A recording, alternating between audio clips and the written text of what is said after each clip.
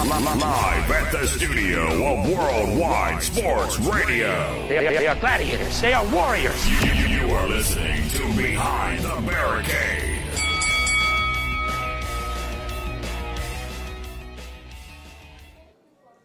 And welcome to another installment of Behind the Barricade.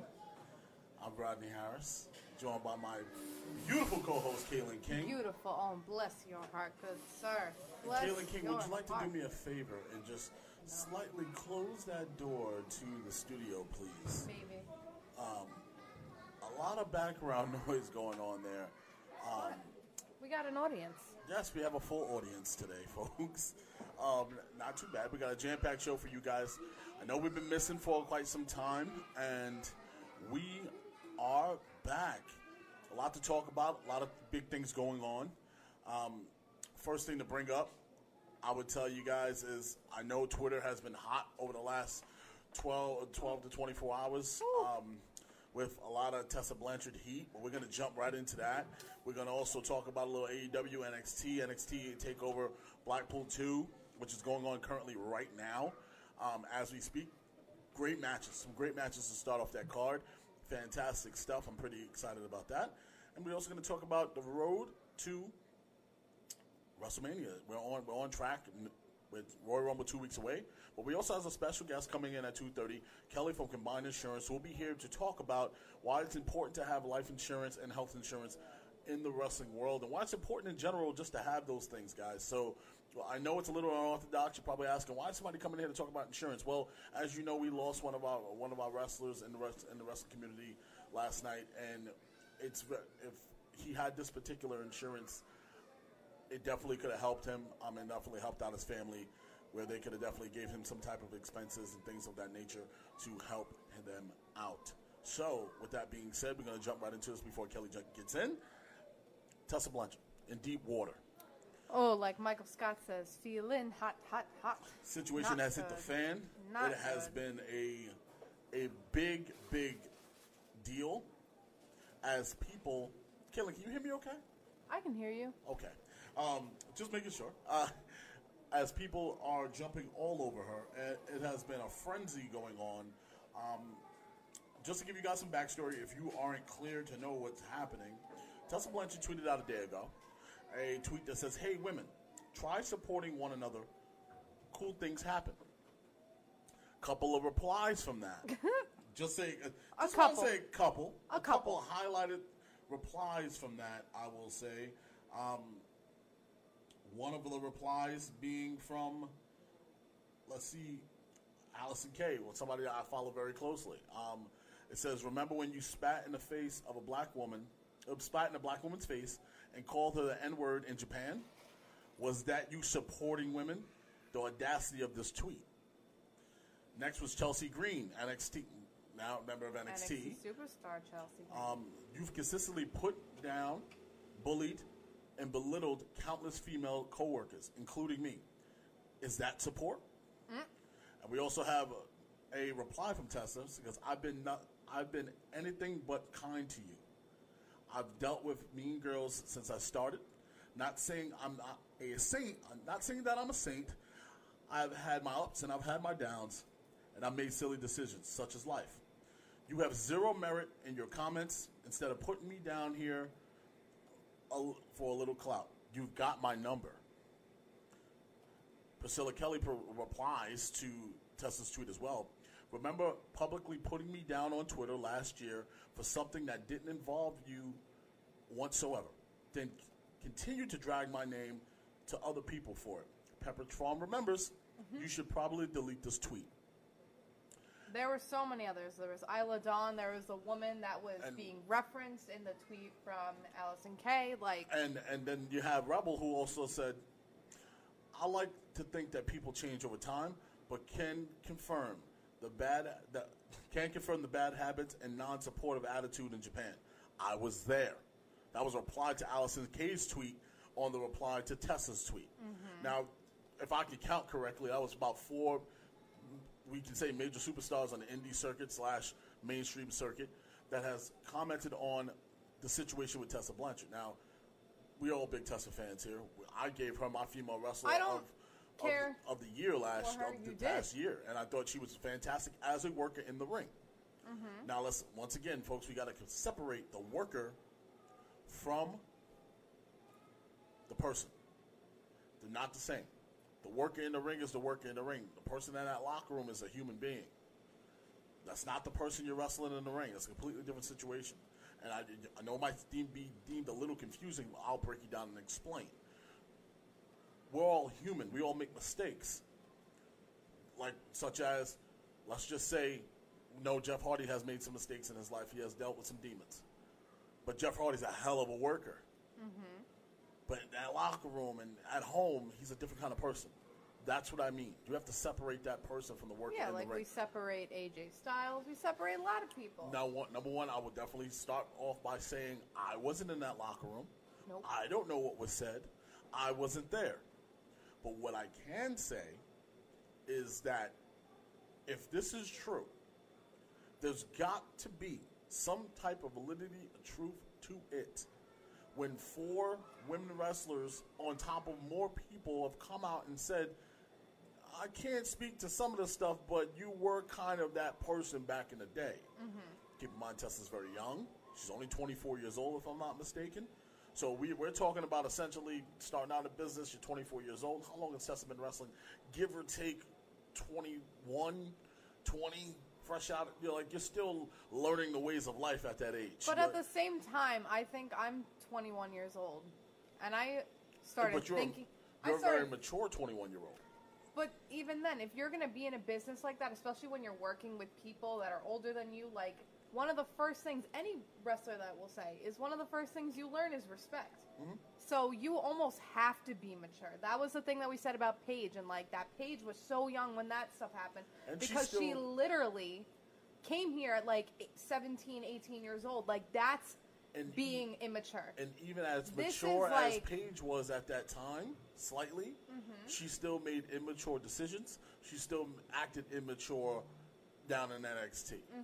Acted as a young teenager that's just still trying to get the kinks out. And that's when I'm all right. And I'm thinking as someone my age, because I'm also nobody's perfect. Absolutely nobody. We've all said things. Anthony Carragher will be joining us shortly. He just had to step out to run to the restroom. We all have things that we've said. But the things that I've said, I would be oh my God, I was 15 years old. I can't remember anything from the past, I want to say 2 or 3 years. I feel once you're 18, that's when you need to be a grown-up, and you can't say the things that you're saying. Don't sit there. Don't sit there. No, don't sit there. Well, don't sit there. Well, I'll move. It's okay. Well, Kelly from Combined Insurance can actually sit in the chair that you're in right there. She can sit right there next to you. In this one? Yes. Oh, okay. So it's all right. I'll move my stuff. It's all right. Anthony Carragher joining us. I know Anthony he had to run to the restroom, grab some water. He, as you can see, he had his bottle of water. Drink more water. Shout out to Nikolai White. Or drink coffee. Well, in all honesty, it's Grandma Matone's birthday today. Yes. So. What? Wait, it's Grandma's birthday. That's right. It's Grandma's birthday today, so that's why I'm slightly late. Had to do a little run around with the fam. Been watching a little bit of You on Netflix. Why? Because I haven't seen it yet. So I've been watching You on Netflix, so I got a little backed up, and I had to help Grandma, and then that's why I'm a little bit late. But I'm here. And I want to jump into Tessa Blanchard stuff. Okay.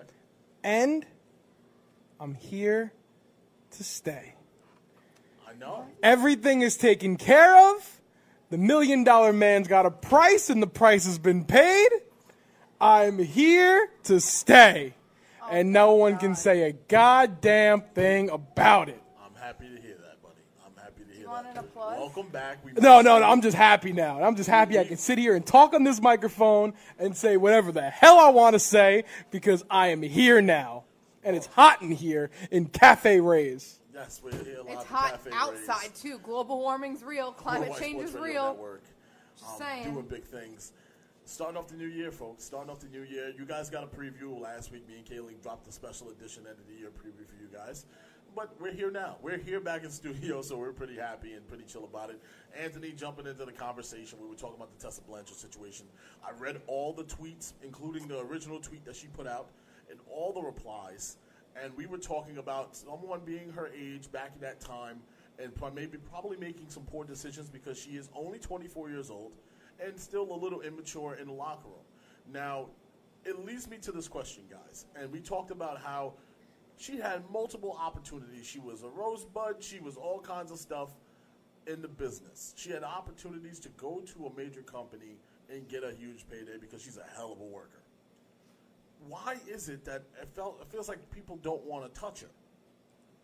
And maybe is this the reason why? Did they hear these stories? Well, I'm sure that now after these stories, Vince McMahon is like, this is perfect. This is my girl. Oh, he definitely was on now he's ready. Well, he was like, I'm not sure, but see, now like he's I said, damn once again, sure. we weren't there. I don't know what was said. But I can tell you right now, if someone keeps saying the same thing about you over and over, and then somebody else says the same thing about you over and over, and then somebody else says the same thing about you over and over, doesn't that make you stop, look in the mirror, and say, what the hell is wrong with me? Because if 15 people in this room and only one of them said, no, that's not true about Roddy, but all 15 said it, I'm damn sure going to stop and say, hey, wait a second, let me reevaluate myself a little bit. So I'm pretty sure this is not the first time she's heard about this, about her attitude about her. But so why? My question is, why the eve before she makes history and impact, and also why so late with the clapback? Meaning, why do you put this out there before when she was blowing up in the middle of last year? actually, someone had a really good comment right here. Stephen Garland said, "I can't use the age thing as an excuse. At 21 years old, saying the N-word's a huge no-no." That's what I'm saying. Like, I knew not to say things at, 17. I'm going to sit here. You can't, especially in that business. You know what it is? You have so many people that are, in their 40s. You're around, 40-year-olds. I got you. You can't be like... I'm going to tell you, as a black man, I don't condone her saying the N-word. Mm-hmm. But what? I said I don't I don't condone her saying the N-word to anybody. I don't want anybody saying the N-word. But like I said, do I know the N-word was said? I can't tell you for sure. No, but it's not that's even... only one person that I heard say that story. You know what it comes down to? It's almost like with the movie Mean Girls. It's almost at this point in the court of law, it won't stand up. It's hearsay. I don't got no concrete evidence that she said that or did those actions. All I got concrete evidence on is that her attitude was poor at that age and at that time. I don't even think know. half of this, blowing up is because of, that accusation. I think it's also that all these women were like, you were going to say something about supporting women when all of us are saying that you were a horrible person. Yeah, you were a horrible it's not even, about whether or not she said that word, that all these people are like, you are going to try and say that to me. That's when you see the people that you went to high school with that are like, everybody should love each other. I'm like, you told me to kill myself in the cafeteria. What are you talking about? It's about all the haters when I was, such as me, that hated on me in high school. All of a sudden they see me get engaged. It's like, yo, Brady, am I coming to the wedding? You didn't say 2 words. I wasn't worth 2 flies smashed to you in high school. Now all of a sudden now you want to be my best friend. I don't feel like it is I don't feel like it's all of this. So. Again, Stephen Garland says she started this whole nonsense by sending a tweet out about women supporting one another. And, I mean... I do believe people can change. Here's the thing. So, Stephen makes another good point. And shout out, Stephen. Welcome to the show. She sends a tweet about women supporting one another. Mm-hmm. And then all these women come out and bash her. They're not bashing her. Well, no, not bashing her, but saying you weren't with me shooting in the gym type thing. Where if you weren't my friend then, you're not my friend now. But I feel like we spoke about this about 2 years ago. Explain women supporting women to me. I'm ready. No. I'm actually going completely off the rails here. But we talked about this about 2 years ago, where maybe 2 years ago, maybe it could be a year ago, who knows? But the whole nonsense in the locker room with Randy Orton doing bullshit in the locker room, picking on the rookies and whole 9 yards. Pooping in bags or whatever the hell they were doing. But I feel like we've come to the term right now in wrestling across the board, professional, indies, mom and pop shops, having a ring here, Cafe Rays. We've come to a point in wrestling right now where there's no veteran leadership because veteran leadership hasn't been taught to the veterans. But hold on, Before you say that, you were the same person that sat on the show and got on Mark Henry for trying to be a veteran leader in the locker room. No, I wanted him to be a veteran leader in the locker room. No, that's no. not what you said. That's exactly. You guys all no, jumped on me for taking Mark Henry's back. I wanted Mark Henry there. Chris said, "Oh, he doesn't belong there," and that the shit should stop. That's what happened. I find it. That's what I said. Find it. I wanted Mark Henry there. I have a strong belief I was on your side because I like Mark Henry, so that's how I know I was on your side. But regardless, there's no veteran leadership in the locker room now, so shit like this exists, and shit like this just harbors and harbors and harbors, and then someone gets somewhat successful, like Tessa Blanchard is. She's one of the hottest women right now in any division possible, and because she's not even in the women's division, she's wrestling men, which is awesome, and she says something, and now everyone's like, well, no, that's not true. You weren't with me shooting in the gym. You don't belong that. Listen, with 2020 coming around, I'm all for keep that same energy 2020. Keep that same energy. So if she wasn't that then why wasn't this started from before? Like, why wasn't people coming out before? Like, why wasn't Chelsea Green saying, like, I don't know why y'all you're on Tessa. You know, she was doing this in New Japan. I don't know why. Why is it coming out now? Because she put out a tweet like that. Oh, right, but you know, she put out plenty of other tweets about other stuff too. But why is this coming out now? Because it could always throw back to the freaking ACH thing. Because who is going to be like, oh, I had a great show at this promotion last night, except that Tessa Blanchard bullied me. Like, that's... Tessa Blanchard. Then she would look bad. Tessa Blanchard coming out saying, like, oh, you know, come to my Impact show. And Chelsea going, I don't know why people want to come to the Impact show because what you did to me in New Japan. Maybe. Oh, what'd you do in New Japan? It could have a lot to do with such as situations. I think we were just talking about it off air. You know, like, when you say certain things about certain people and based off their last name and the type of company they keep and who they are, it's very, very hard to speak up against people. And I'm not sitting here saying that. I'm not sitting here saying that Tessa Blanchard's untouchable because her last name is Blanchard. But I'm pretty sure her dad has a little bit of pull and has a lot to do with that. No, I agree. But again, like, I feel like now there's no veteran leadership in any of the locker rooms to teach veteran leadership to the veterans. You know what I'm saying? Because when Orton was doing stuff, you know, there was no one stopping him, so Mark Henry had to come in to clean the locker room up. You know, but this stuff wasn't happening in the 90s because they were all clicked up. Yes. So, look, at some point, I asked myself the same question. I went through all these questions. I'm with you, Ant. Me and you are in agreement there. Why now? Why the night? We know that she will beat Sami Callihan tonight at Hard to Kill. Why the night before she makes history do we do all of this? Why does this all come out? Now, maybe she did open the door. That was an open-ended tweet. That door was wide open for anybody to speak up and run right through. Because guess what? Anything that we tweet and put on social media is open for everyone. It's because, I'll tell you why now.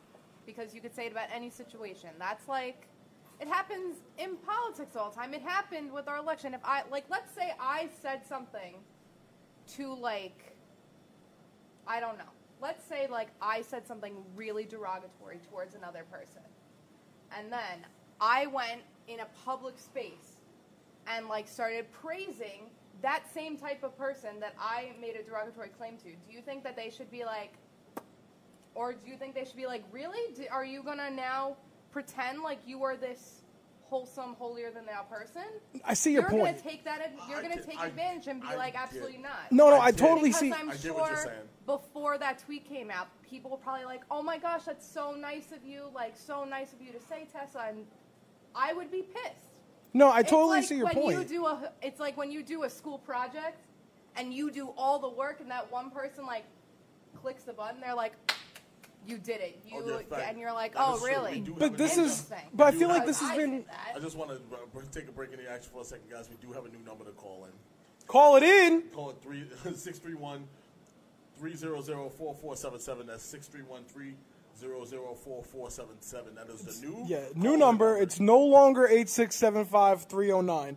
But well, why would you just say that whole number? It's no longer that. It's no longer HIJKL. No longer call Jenny. Call us. But more importantly, though, to what you were saying, I agree with that point, but I feel like this stigma of what's been happening where, you know, people stay quiet until they see a little success over there and then point the finger, because it's happened all over the board in every aspect of sport. Someone gets famous, someone calls out and says they did that. Someone pitches a no-hitter, it's, well, in 2012, he said the N-word. Like, it happens all the time. Look at Lars Sullivan. Well, look at Kevin Hart. Oh, well, let's really look at Kevin Hart about his comments that he made in a stand-up that came out years ago. It's a tweet that came out years ago. To this point, it's getting ridiculous. He could host the Oscars because he didn't want to apologize. So, and I'm not sitting here saying that she needs to go out there and apologize, because I don't know what you're apologizing for, because I wasn't there. Christopher Brown sent me a tweet he said, here's the reason why. It's from Sienna. Don't know who that is. Sorry. But from Sienna. And said, the reason I've never said anything until now is because it wasn't my story to tell. I made it clear to La Rosa that I had her back, and today was the day she gave me permission. You can't force someone to come forward, but you can be there for them. That is supporting women. That was Allison Kay that wrote that. All right, thank you. I get that. I get that. But if you have to come forward, you shouldn't come forward for clout. You should come forward because you feel like it's time to come forward. Okay. If you wanted to come forward and say Tessa Blanchard was an asshole in New Japan and said this, that, and the other, you should have done it. Not sit there and wait for her to drop something right before the time she makes history. And, fun fact, Impact, if you want to be successful, you have a chance to be super, super successful right here. You put the title on Tessa, turn her ass heel. That's what you need to do. That's not, you don't get to get praise because for being an asshole. You're swimming in murky waters right now. Because you're talking about don't come forward for clout, come forward because you want to. And now you're saying now take advantage of it and use it as clout. Because a company? Yes. Hold on, a company that hasn't been successful? So it's okay for OJ to kill his wife and then write a book saying, if I hadn't have done it? Like, no, I'm not saying. If I did. I'm not saying that. I'm not saying that's what they. I'm not saying that's the okay thing to do. In 2020, that perception is reality. That's how it's being perceived. That's how the people are going to look at that. You're right. I'm not saying it's the okay thing to do, but I'm saying this company who's been up and down since, 2010, who hasn't been constant like, wow, they're good. They have a chance right now where the entire world hates Tessa Blanchard right now. I Put the title on her, turn her heel. I love her heel but work. That's her heel work, and not, wow, it's fantastic. You're just contradicting what you're saying. I'm telling them. I'm just explaining what the company should do. Am I approving it? Am I saying that's the okay thing to do? No. But is it something for Impact to do as a greedy greedy business-ish type company? Yes, because then it's a way for them to get some eyes and whatever. Am I saying it's the okay thing to do? No, but from a business standpoint, a business aspect, that's what they should do. As for Tessa, was she that grimy of a person in New Japan? I'm assuming. I wasn't there in the room. I can't say that all these people are lying. But again, it goes down to the veteran leadership where there was no veteran there to be like, Tessa, knock it off and put her on her ass. But how do you know that? Because obviously it continued and everyone stayed quiet until right before her biggest match of her career. See, I'm with both of you on this. But we do got a phone call. I got to pick up this phone. Kayla, you got anything you want to add? Pick up the phone, Rodney. I'm not gonna sit here and say women support women, because I'm sure you guys can all come on here and be like, oh, remember when you hated Nikki Bella? Yeah, I did, because she didn't support women. She just used herself. She supported herself, literally. And the Bella brand. Birdie Good for B. her. Birdie B. Yeah. Super. All right, calling in. $65 for a sweatshirt. Stupid ass name of a baby. Calling in. We got Steven on the phone. Steven, how are you, buddy? I'm doing pretty good. How are y'all doing today? Doing good. You said you got some comments on this Tessa Blanchard situation. Shoot, go ahead. Yeah. My thing is this. I don't believe it's crowd chasing. The only reason why I don't believe it's crowd chasing, and yes, I understand that the timing of it is horrible, but the only reason I don't believe it's crowd chasing is because she opened this door. Okay? She opened this door by sending out that tweet. She should have thought she should have thought ahead before sending out that tweet. If you knew you were not a prime example or practicing what you were preaching, you shouldn't have sent out that tweet. To me, I feel like when she sent out that tweet, that triggered all the other women. They're like, all right, you know what? We done had enough. We're going to go ahead and speak on some stuff. I believe the young lady whose face was stabbed spoke to Big Swole, and Big Swole even made a statement about it, and she said that the young lady was scared to say anything about it because of a fear of being blackballed. We got to remember, she's Kobe Blanchard's daughter. I just said that. I said that before. Yeah. Tell it that last name screams across the wrestling world. So anybody with the last name Flair, Blanchard, Pritchard, the list goes on and on. You just Orton. Orton. You just don't. Or anybody that's in the Samoan family, you just don't touch. Some people are untouchable. So I get it, and that's why I understand why she didn't come forward. Why no one came forward, because you don't want to get blackballed in the wrestling world, especially in a world that's very, very tight to make money, and especially when you love what you do. Exactly, and I think the young lady has not been in the game too long, so that fear is there of losing your career before it can actually get started. That's what I think. Yeah, because I don't believe she's been in the game that long. I'm talking about the young lady who first got started. I don't believe she's been in the game that long, and due to the history that we know of as a public of Tessa Blanchard, I believe she would have probably tried to pull that move. So I don't blame the young lady for not speaking out immediately if she's very concerned about her career. I can't really excuse you. Y'all said something earlier about the age thing. I cannot excuse that. You see my comment in the Facebook chat earlier. I want to kind of expand on that a little bit. Go ahead. I will understand if it was any other situation. Then yeah, I will play. I will put age in the equation.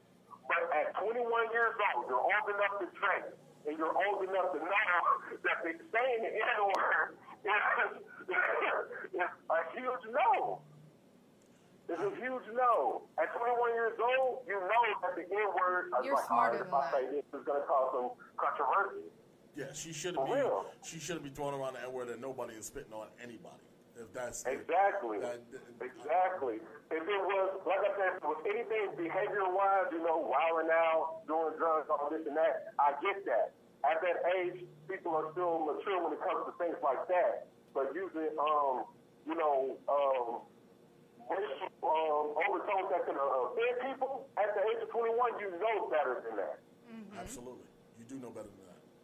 But now, what is going to happen to it, I don't know. It's going to be very interesting. It's going to be very interesting what happens tonight, or whether they're going to pull the trigger or not. I'm pretty sure today's going to be She's already getting pulled from future events from other companies.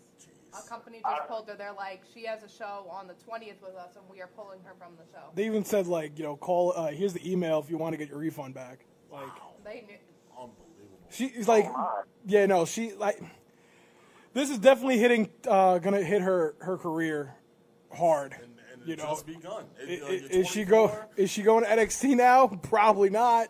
That's what I'm saying. But I said, Vince McMahon, he's probably like, I'm ready. Triple H, Vince McMahon kind of like stuff like this. Because you can tame that. You can tame her. True. And you can twist her any which way Priscilla you want. Kelly found her way on an NXT show. She was on NXT before that. I know. Priscilla Kelly was also the one with the bar incident. I know, but she did that before. I understand they came back.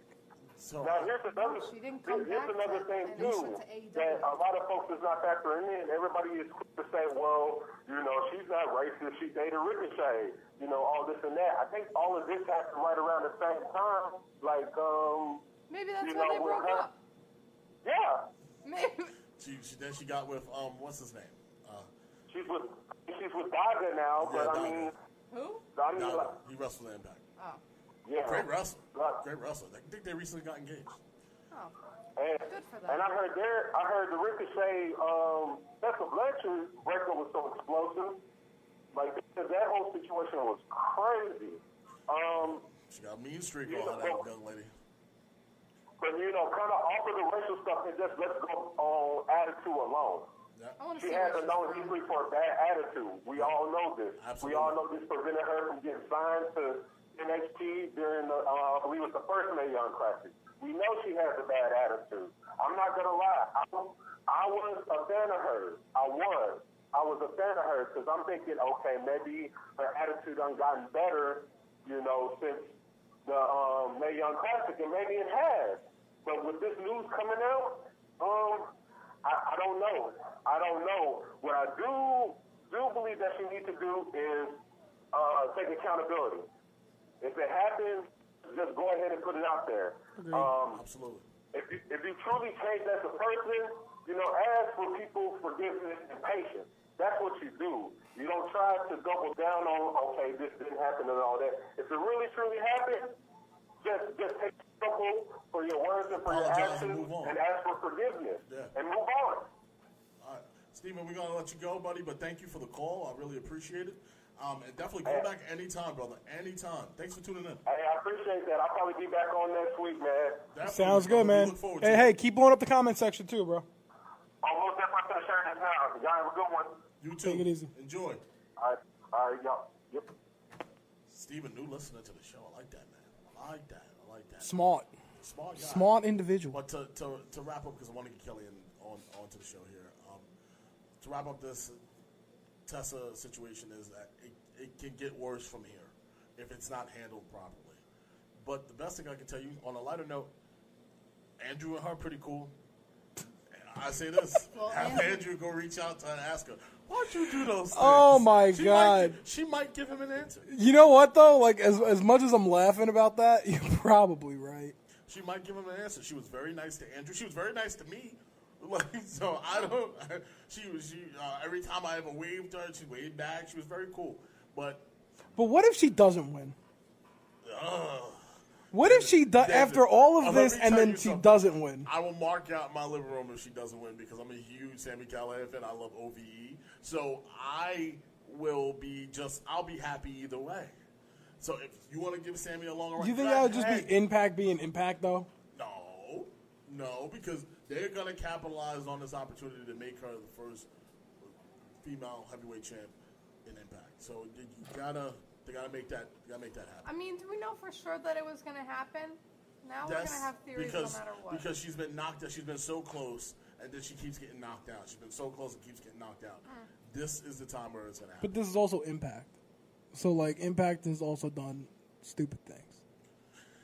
But I believe that people can change and hope that they made some changes. Yeah, I guess. They need to capitalize on this. Impact's been good. It's just they haven't been able to capitalize. Have you been watching? Yeah, it's been good. You know, like you just look like I go back to the whole Allie and Rosemary thing from like 2 years ago. From like 2 years ago, where it's like, yo, this was awesome. It sold me. I loved it. And then like when it was finalized and done, I was like, oh, it's dumb. Like they just don't know how to finish. Oh, Allie was leaving, so you couldn't. Yeah, but you could have had her leave in so many different ways, but you literally killed her for her to show up on another promotion. Yes, you had Dumb. to. It's like killing somebody off a show when you're not a contractor. Have them just leave. You can't just leave. Yeah, but no, true. She was a major part of the story. No, I get it, right? But have her just be like, oh, I gotta go, I gotta leave. Like, and have her just walk out the building. Hell, you fired John Cena 100 times and he walked out the building, but whatever. But unlike a TV show where you could kill them off because you know the actor's not dead, you killed her off knowing she's going to show up to do the same exact thing for another promotion. If anything, that made me want to tune in and say, where does she go next? I don't know about that one. I thought it was dumb. I know you thought it was dumb. But coming into the show right now, very nice lady. It's definitely helped me out. Here to give you guys some pointers on life and why it's important for you guys to take care of yourselves and also have some type of insurance to back you up. God forbid if you get hurt. And in the business of pro wrestling, people tend to get hurt all the time. Kelly, welcome to the show. I promise I'm not scary. I move around a lot, so I don't know if you want Kelly, what you want to do is just grab those headsets around the microphone right there and just put those on. If the volume is too high, let Rodney know and Rodney would ask me, and we'll figure it out. How is it? Can you hear me? I can hear you. Okay. Sweet. Kelly, you want to do me a favor? Just push that microphone down a little bit. There, perfect. Oh, she's a genius. Look at that. Look at that. Perfect. Sign her up. Now, only have rules. Just talk into the mic and you'll be fine. Okay, sounds good. Well, Kelly, welcome to Behind the Barricade. How are you today? I'm doing very well, thank you. How are you guys? Doing good. Now, I gave them all a backstory about how you came and helped me out and definitely got me hooked up with combined insurance, and I deemed it was very important to me, being that me and Anthony and Kayla, we do work for IWW, which is an independent wrestling company, and as wrestlers, they're independent contractors. It's very hard for them to get a doctor's visit, and some companies do have doctors on site, but it's nothing like getting hurt and then you're sitting at home. For you get hurt on the indies, you get hurt, and you're not making any money. And you can't really do nothing with that. Now, some of these guys got regular 9-to-5 jobs, plus they're wrestlers on the side. So just because you broke your foot jumping off the top rope on your side job, that affects your 9-to-5. Now you're sitting at home. Absolutely. And this, I thought combined insurance would be a nice way to introduce to some of these guys that you should get on board with this, because they can definitely help you out. And hey, take it over. This is your time. You tell us all about you and combined insurance. Sure. Well, I'll tell you about combined insurance. So combined insurance has been around for over 100 years, since 1919. And what we do is we provide supplemental benefits to help offset the cost of the your major medical, whatever major medical doesn't pick up. So like your co-pays and your deductibles. So we have 4 different product types that we offer. I'm not sure where I should be looking like. Oh, camera's right here. Look at the camera. It don't matter. You can look wherever you want. It's okay. It's all good. Everybody. So what we do is we have 4 different product types that we offer. One is a disability insurance. We have 2 different types of that.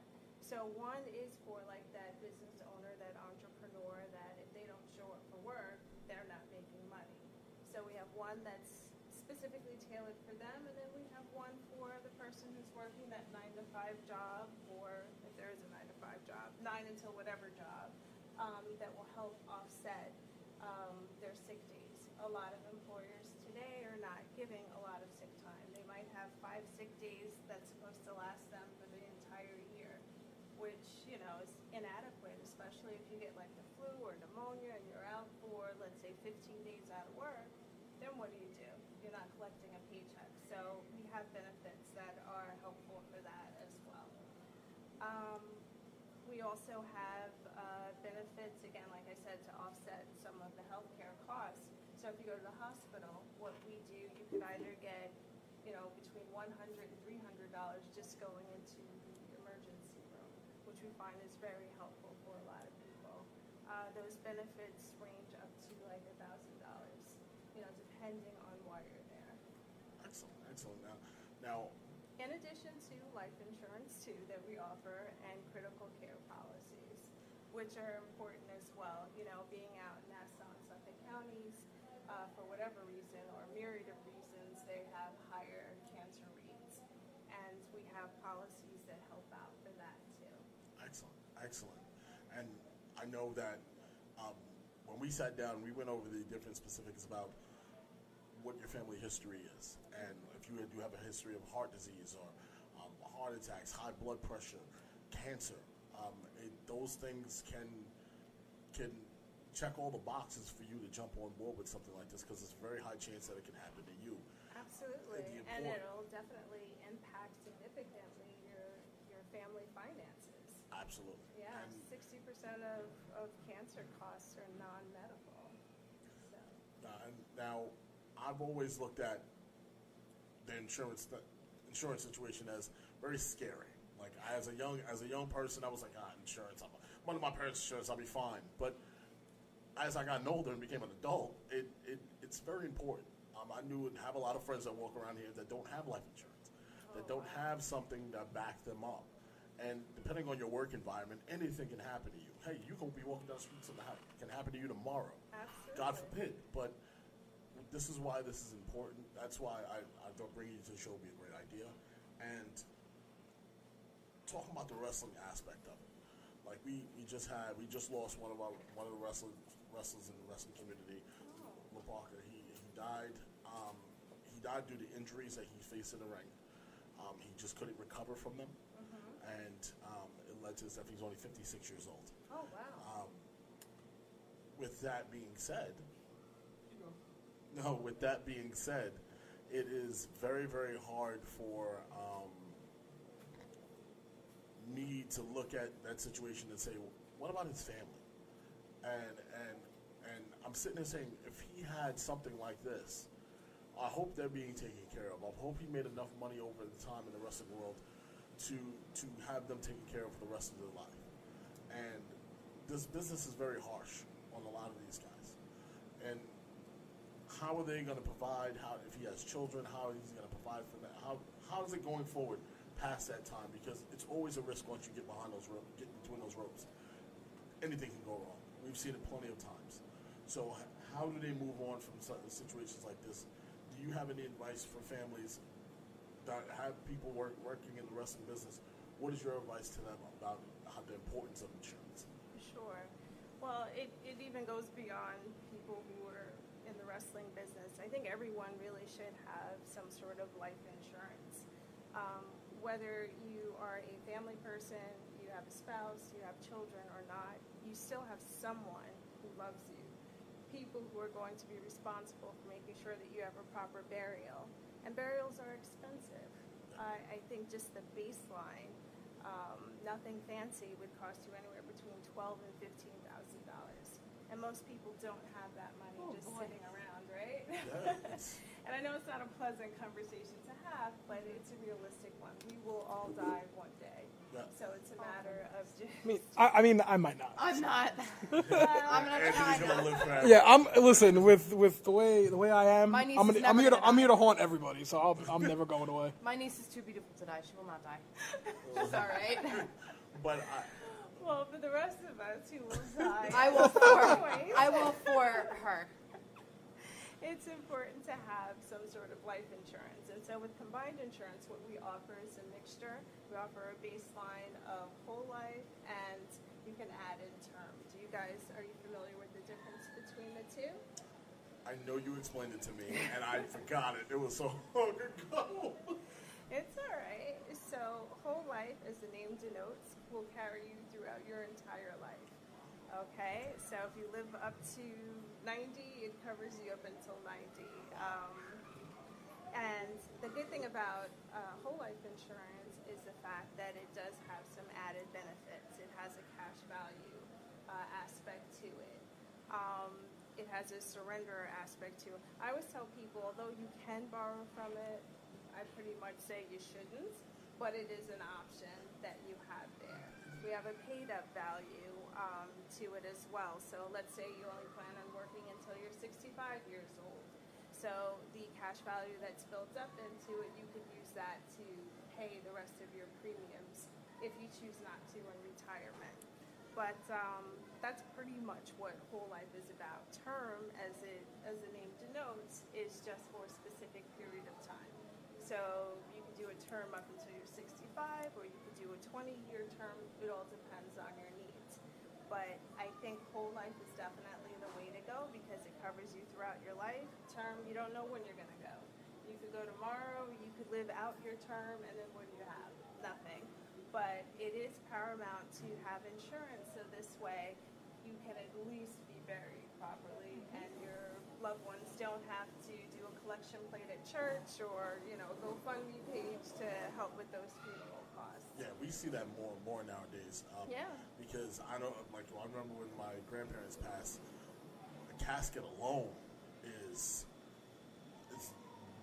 forget about the casket, the headstone is even worse. So, just guys, to dig I feel like it's so expensive to just die. to dig the hole, It it is. costs you about I know. $2,000. So it's not nothing to laugh at, and I know that we speaking about it in a very light manner. I'm sorry, folks, but it is a real thing. It does cost money. All of that stuff costs money, and if you don't have that stuff backing you up, it's going to be very hard for you. Yeah. I also feel like what you're also saying too, bringing it back to like the wrestling point of view is, I mean, WWE and all the main promoters, they could survive if they get injured off of royalties and stuff like that. But when you have an independent wrestler and, like you said, they jump off the top rope and they break their foot, they can't go to their boss and say, "Listen, I'm sorry, I broke my foot, jumped off the top rope, I'm gonna be out for whatever." So they're done. And they might not have a 9-to-5 that offers insurance, so they might be kind of SOL without any insurance. So, with independent wrestlers and stuff like that, being able to get your own insurance is super important for what they do. Going on the road, and you look at some of these independent wrestlers, and they're in Brooklyn one night, and then they're on the road to Jersey, and then they're taking a plane to L.A., and then they're driving to Arizona. It's and not being able to have that insurance to help them heal up or get better is it's not good. That's why you see more and more wrestlers unfortunately pass away due to lasting brain injuries or lasting injuries that they aren't able to heal or cope, or some people can't go outside and play catch with their son anymore because they have knee injuries last forever and ever and ever. So having your own insurance while being an independent wrestler or being a main star wrestler or whatever, it's highly important. And I thank you for coming on and talking about all of this stuff, and just informing the casual fan of the outside of the ring stuff, because inside the ring, pretty knowledgeable about that. We know what a German suplex is, but outside the ring, we don't know how these guys are healing up. I'm not screaming. It's just, I'm sorry. I just have a loud voice, I guess. Really loud. I apologize. Coming in hot, bud. You coming in hot. I apologize. No. Maybe I should just do the whole sensual whisper. No, because it's still loud. I'm sorry. This is how you're supposed to talk to the microphone. It's not your fault. It's you not have my a very fault. high-pitched voice, so it's... Yeah, you don't really have a manly voice. Because if I do what you're supposed to do and the rock and roll thing away from the mic, it sounds like I'm talking to you from Guam. Good. And that's not. I mean, I like it. I mean, I could. I Probably wish talk you to could from be in Guam. I wish I could be in Guam too, but instead I'm right here. So hello. Feels like Guam right now. 66 degrees outside. 66. In January. Love it. I think we broke a record today. It's not a good record. But I can tell you. Sorry for making your ears bleed. Good thing you have insurance. But it is very important that I wanted to bring Kelly here to kind of break down the ins and outs of why it's important for these guys to get insured. There's guys walking around right now that are hurt. They're bad backs, and they're still working. Bad shoulders, because they can't take a weekend off. They can't take an event off because they need the extra money. And instead of them just healing up and resting on something like this, and knowing that their regular job. And I know some guys are in the business world who work a regular. One of the guys I know work in a call center. He works 9 to 5 in a call center for Sloman's heating service. He helps you. He's the guy who sets the appointments for them to come to your house and fix your boiler. And he wrestles on the side. Hurts himself. Now, if he can't sit upright because he's got to sit in a chair all day, now he has to call out of work. And he doesn't get paid for that because he only has X amount of sick hours. So all of that stuff accumulates and it makes sense. So a lot of people don't really pay attention to something like this. And I think that in 2020, we have to make it a point that everyone pays attention to it. Because if I can't walk around here without insurance, I don't want to see my as a fan, I don't want to see my fellow people in the wrestling world walk around without insurance either. And it's very important that they get that and get it done. Anything that you would like to add that is an importance to the people, to the masses, that they need to know about combined insurance? Sure. Well, I just want to make something clear that there is the medical insurance and then there's supplemental benefits. Yes. So what we're offering are the supplemental benefits that work in conjunction with major medical. That being said, for our products that we offer, we try to make sure that we keep the costs down low. So you won't see us advertising on TV as you'll see some of our competitors do, because we don't want to pass on the cost of advertising to our customers, so that's important to note. With Combined, we cover you not just in New York, we are national and we're international. So if you get sick or if you get hurt, basically we pay cash directly to you. So whether it happens in New York, it happens in California, Florida, it could even happen in Canada, and we have you covered. So that's important. And all of our benefits are tax-free. So whatever we pay out to you is yours. You do whatever it is that you do with that. And again, like I said, we have the 4 different product types that we offer. Disability being one of them, life insurance, critical care, and then we have some health with that as well. So with our programs, not only are they affordable, and like I said, they're national, they're also international, because who's to say where you're going to get sick or hurt? You could be on vacation and that happens to you in Florida. You want to make sure that you're covered with that. And with our policies, for the most part, you do need to qualify. So I always tell people it's your good health that qualifies you for these programs. Once your health starts to decline, you won't be eligible. So it's also very difficult too if you're, let's say, 60 and you're trying to buy life insurance. It's going to cost you a lot more than what it's going to cost you if you're, 20s, 30s, and even 40s. Like that was the thing I was about to just piggyback off of and say, like as for an older person, if you're well into retirement age and you're walking into that range of high blood pressure, like we talked about, diabetes, all of that stuff, high cholesterol, that stuff adds up. And there's a reason why these insurance companies don't want to insure you. Just put it plain out there in black and white. They don't want to insure you because they're saying your clock is ticking because loudly, and we can hear it. Like so, at a young age, and some of the wrestlers that me, Anthony, and Kayla know, they're young.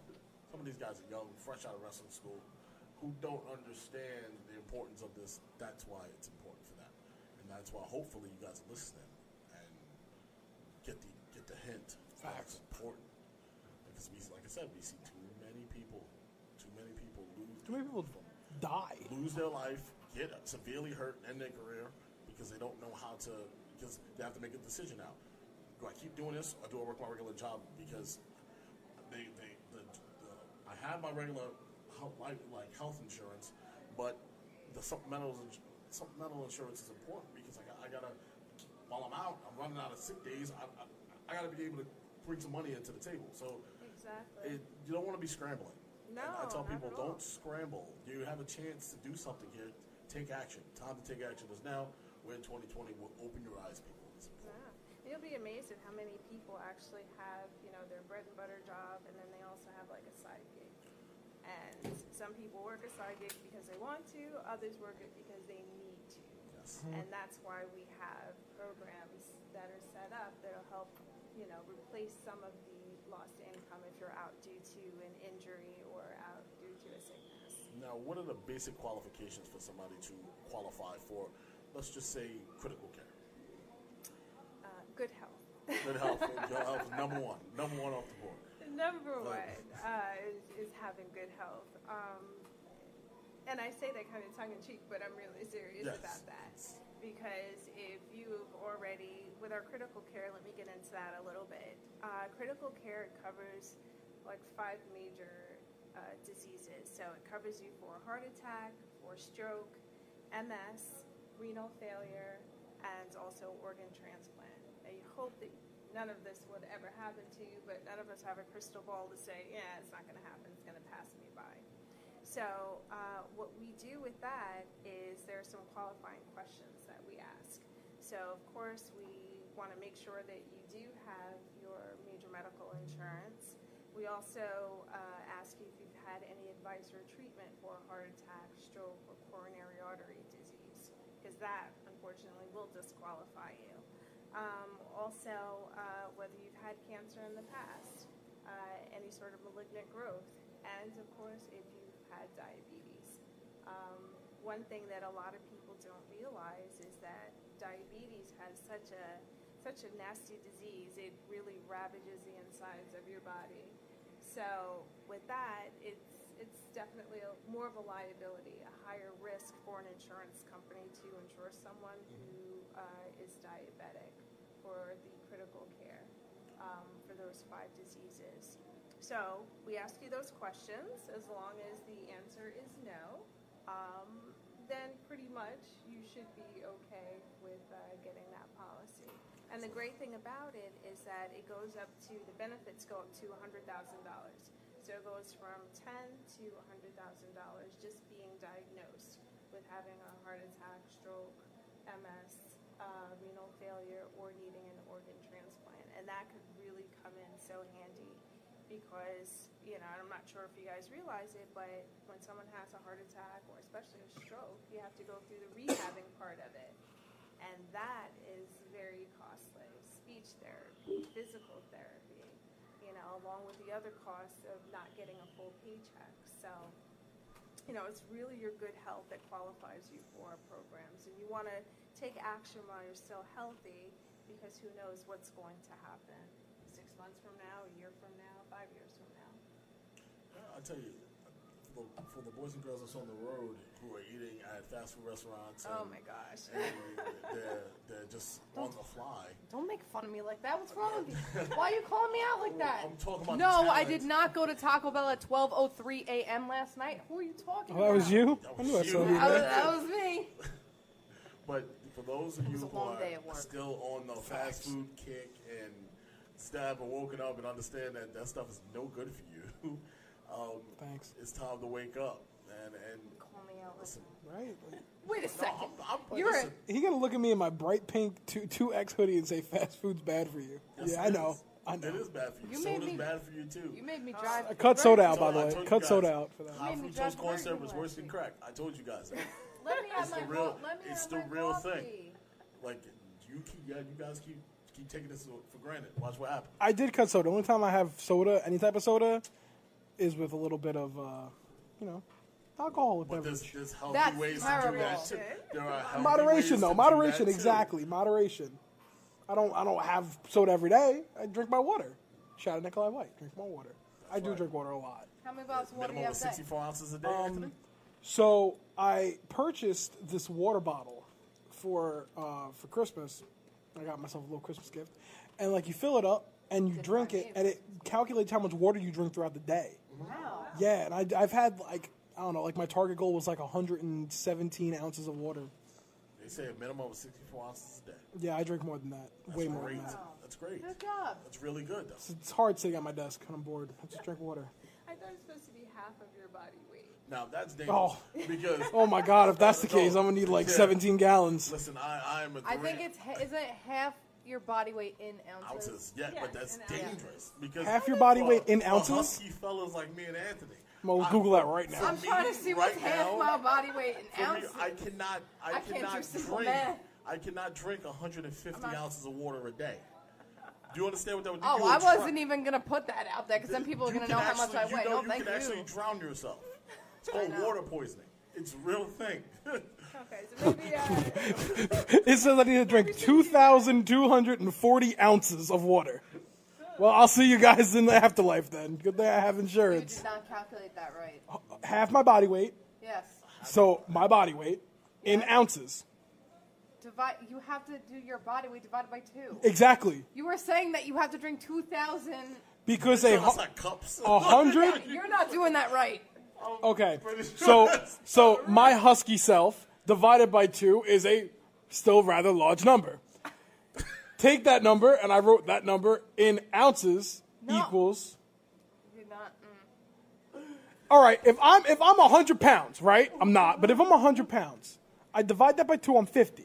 50 pounds in ounces is The what? New York education system has failed. How is that? Common How core. is that wrong? That's like common core. How is that wrong? I'm telling you right now. How it's is like that common wrong? core. Is that the metric system? Wait, how is? I don't know what that You is. said half. You said You half. don't use the metric Hold system. on. You said half my body weight in ounces, correct? Yeah. Okay. If my body is 100 pounds, That's. and- It's like saying. hold okay, on. Hold on. If my body's 100 pounds, and I divide that by 2, I get a number, right? 50. So Okay. you would drink 50 ounces a day. See, you said half my body weight in ounces. Yes. So I took the pounds Took the Yes. pounds and turned and it turned into the pounds into ounces. No, there's no. That's what she converting. said. Yes, half but my we're not- body weight in ounces. But we didn't say converting. Whatever number you would get, that's how many Correct. ounces you drink. That's what she said, though, right? Half my body weight in ounces. Yes. That, I You didn't can say tell in anything about math a word converting. problem. I love math, Hard thing. my but God. I love math. But when you say half my body weight in ounces, cool. At I'm its taking finest. I'm taking the ounces Shout out to Governor Cuomo. and I'm put. Shout out to Yo, Mayor you Bloomberg. know what? No I child passed. left I behind. passed You math. It's not my read- fault. She failed English. No, you. Shout out to Me Mayor failed Bloomberg. No child left English? behind. Appreciate you, You brother. think I failed English? Thank you. You got to be kidding me. You said half my body weight in ounces. You read a number that went into the thousands and thought that was correct. So who failed here, me or you? You said half my body weight in ounces. You wouldn't make it. Anthony, you wouldn't make lost. It past, Anthony, you wouldn't make it past. You are not smarter than a 5th grader. I'll tell you what, and though. You are the weakest link. I'll tell you what, though. I do. Goodbye. I'll tell you what. I do the help the kids that I work with. I help them. Oh, with God bless them. I help them with their homework, and like they have this Common Core bullshit. I'm sorry. Excuse my language, but this Common Core stuff has them adding so many extra steps. I know. My mom had to stop helping me. She's like, I can't help. Like I think I was the last year before Common Core, so they like tried it a couple times, and the amount of times that it was me just crying at the dinner table, mom's like, no, you put that there and that. No, No, it happens to me done. too. We're done. It's like y equals 3x. Like y, you plug the number into x and you get y. What happened to PEMDAS? Nobody does Yo, that. No one please knows excuse my dear Aunt Sally. That's Nobody gone, does that no gone. No more? one does that no more. What is this? It's just like like a whole song now. Oh no, I don't do songs. You're This ain't- expected this ain't to Hannah know how to Montana read Bone by the Dance. time you go to We don't do kindergarten. songs. In Spanish. Listen, just why can't math just be simple arithmetic? Like 2 plus 2. 1 plus 1, 2 plus like. The How about times table instead of division- teaching us Common Core, why don't we learn about like how to pay your mortgage? How to get insurance. How to get in? I'm honestly. Exactly. Why don't I learn about that? Instead, I had to learn about like carpentry. I'm like, but I'm not going to be a carpenter. Like, I don't Like, need that to would have be wood great. shop. I don't need wood shop. class. I learned how to Why'd pull they- the rings. That's Why'd why- they get rid of homework? Why'd they Home get ec. rid of home ec? Home ec was a great I class. needed that. We had homework that was like do your laundry. I was like genius. Bet. But, Honestly? but there was classes like that in school that taught you the way of life. That's And what you need. I learned Life a little skills. bit. I learned a little bit about insurance and health insurance and economics. Christopher Brown said Anthony is right with that wording. Wow. Thanks, The Christopher wording. Brown. I'm right. No. Pounds in ounces. You didn't read the rest of the. Wait a second. You I told didn't you read it's a metric system. I know He he's from also Winnipeg. didn't read the rest of the. Yeah, and then he said, "What's the point?" It's like algebra. Blah, blah, Anthony blah, is blah, blah. right with the wording regarding Common Core. Now he didn't say you're right with converting your ounces. No. But with my math, I was right by doing not- that process. Well, you were doing that You process. also based obviously off of don't know false how to information. read because that's not what he's saying. Because if you should have said, you drink the amount of ounces that is half your body weight. All right, Galen, I'm convinced he's Charlie from Always Sunny in Philadelphia. Yes. I'm convinced. He's donkey brained. He's Charlie. Do you have such certificate? I don't watch Always Sunny. Shame. Stupid well, show. I hopped on and it's actually pretty good. Stupid show. I'm more of a trailer park. But yes, I That learned, explains a lot. I learned insurance through economics. Wrestling. And as soon as we talked about stocks, we talked about insurance. For some odd reason, my economics teacher, Mrs. Shemens, love you, hope retirement is treating you well. And he taught me everything about the stock market I could possibly learn. And we played the stock market game, and then he dabbled into insurance. He thought it would be a good thing for us to know. And I never knew how much it cost until I had that class my senior year. And I was like, wow. So that's how much my parents are paying every single month out of their check? That's crazy. Like, and I just took it for granted because I was a kid. I was on my parents' insurance. I didn't care.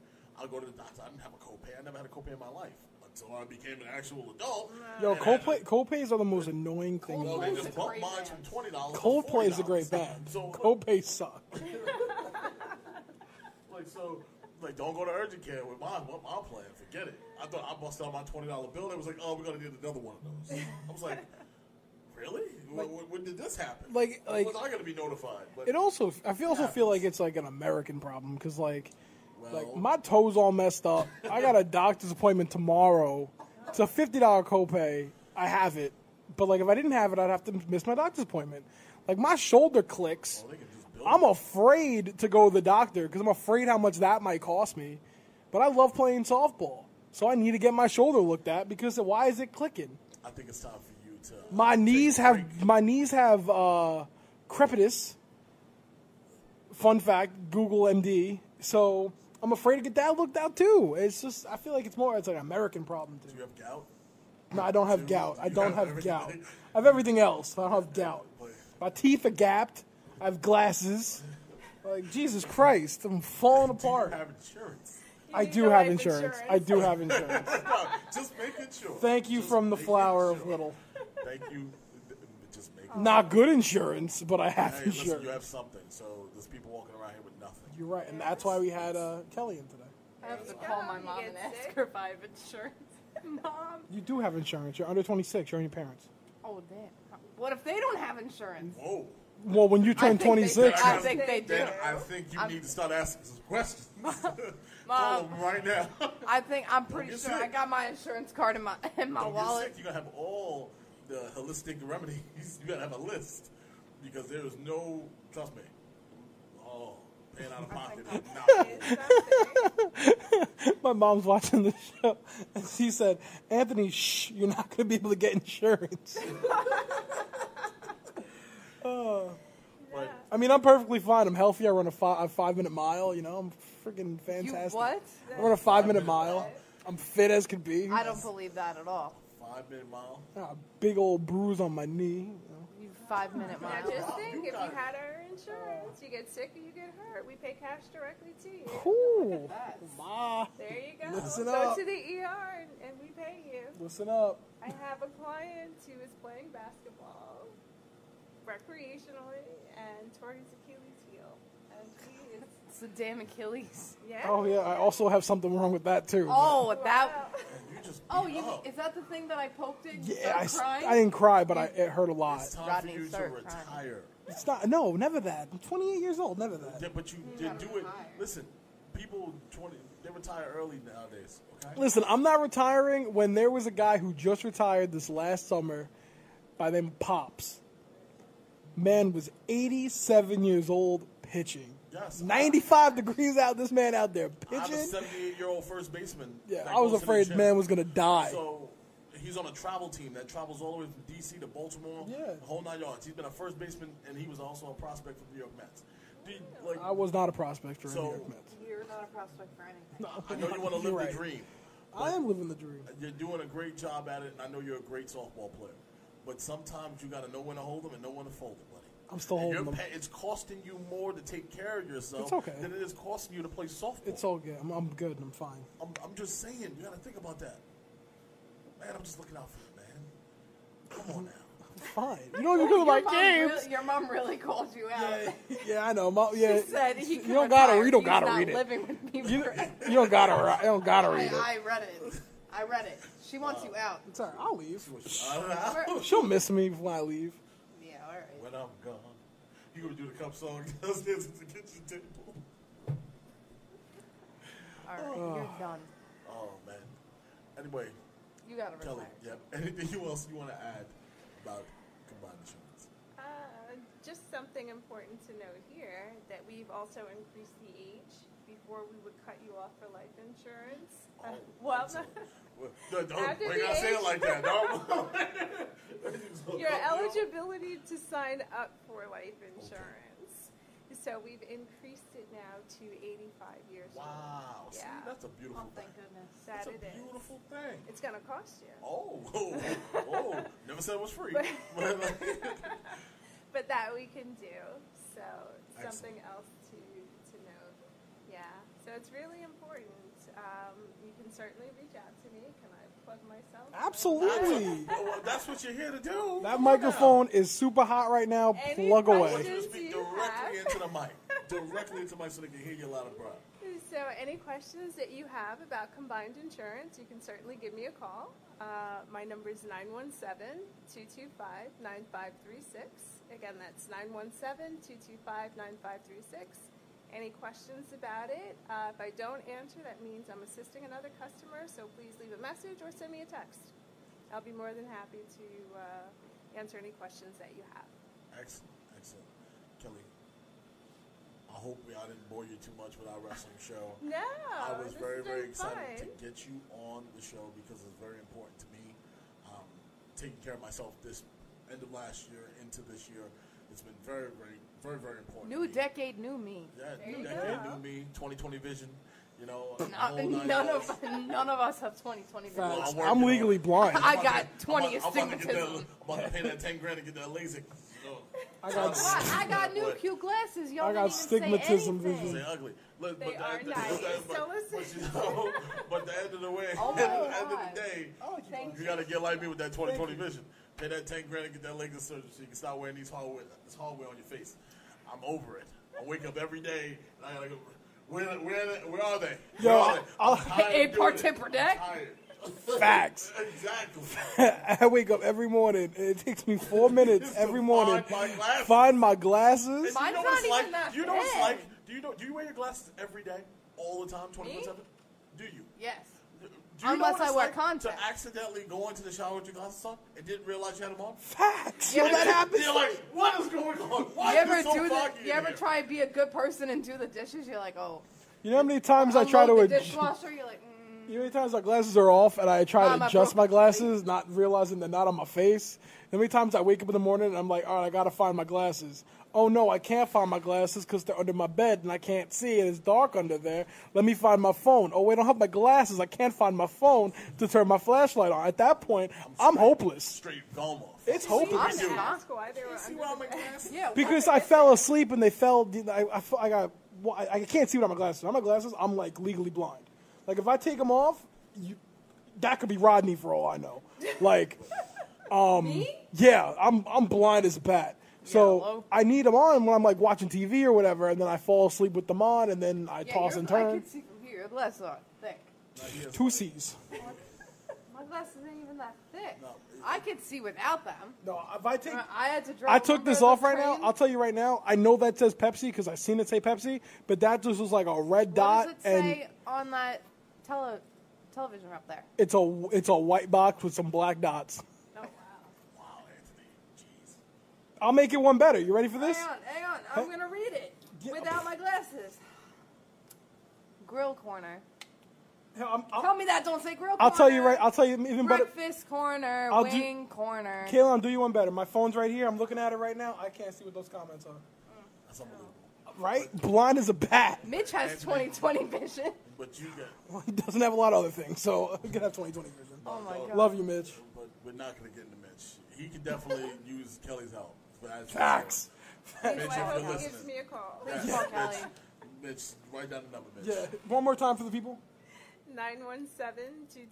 917-225-9536. Awesome. that, Mitch? And I Mitch. do have to tell you, though, I am licensed by New York State. So as long as you are in New York, you don't have to live in New York, but you have to be in New York for me to sign you up. Perfect. Yes. Yes. Mitch lives in New York, so we're good to Okay. go. So, Mitch, I hope you'll give me a call. I want you right in Farmingdale. Yeah, I'm dropping where you live because everybody tends to drop my address on this show all the time. What? Yeah, like they just. Now I got random people showing up me. at my house with bandanas on, ringing bells and running. Listen, I have issues going on at Casa del Harris. Oh my Look, god. I listen. don't have these issues. Wow. Problems, folks. Thanks, guys. Thank you, whoever dropped my address on the show. Thank you. Andrew, not me. That's not my fault. Andrew, I need you to go pay a visit to Tessa. We got some things we got to talk about. Oh, But Kelly, thank you so much for joining us on Thank the you, show. Kelly. My Thank you. thank you so much. Thank you Kelly. for having Folks, me. we're going to take a quick commercial break. Be right back. We're going to be talking Wrestling. Stop. Impact, Everything. A lot. AEW, Raw, SmackDown. Listen, we can go all night for all I care. I haven't been here in 5 I'm here weeks, all week. so I'm revved up. I'm ready to go. I'm back, so I'm ready to talk all the junk. All the jump. All the You junk. got too much. I hope y'all love Jason Derulo because he's coming up in the commercials. Hi, I'm Jason Derulo. He wants to talk about child All hunger. right, we'll go to break when we get back, talking all the junk, all the wrestling. I gotta go grab me a Nestle's Crunch. I'll talk to you later. No, Nice health. crunch. I'm joking. Yeah, look at that. What's I'm wrong joking. with It you? was a joke. It was a joke. I don't believe it. We'll be back in 60, folks. You are listening to Behind the Barricade on the Worldwide Sports Radio Network. And we are back. That was an abrupt stop, but we are back. I'm so excited to be here. I'm afraid to. big boy chair. I am in the big boy chair, but I don't know. I feel like stuff was touched while in my absence, and I have to sit like super close up. Good. Also feel like this is really low. Oh, there's so many things I want to fix, but Mama Dukes gave me some strict instructions. Don't touch the buttons. So I'm not going to touch the buttons. Just be a good boy. I will be a Can you behave for like I'll try. once? All right. When we start talking about Raw, Anthony, I want your opinion on something. That's what Christopher Brown says. we'll jump into Raw a little bit. We have NXT Blackpool today. I won't give any spoilers, but apparently the main event was fire. I didn't see it because I was here, but apparently the main event was fire. So I'm excited to go home and watch it a little bit later. What you talking about? Saying how the NXT Blackpool main event was fire. Oh, no, I heard it was wild. Somebody wrote something. Hold on. I wanted to read it. Let's see if I can pull He's it up. going to pull up the quote and be good. I heard it was excellent. I heard it was pretty good. Heard it wasn't crap, but we'll get into that later. Heard it was some good shit.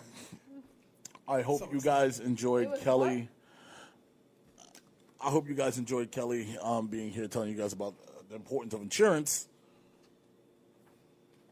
Next week we'll have, hopefully, Ref Vinny on the show.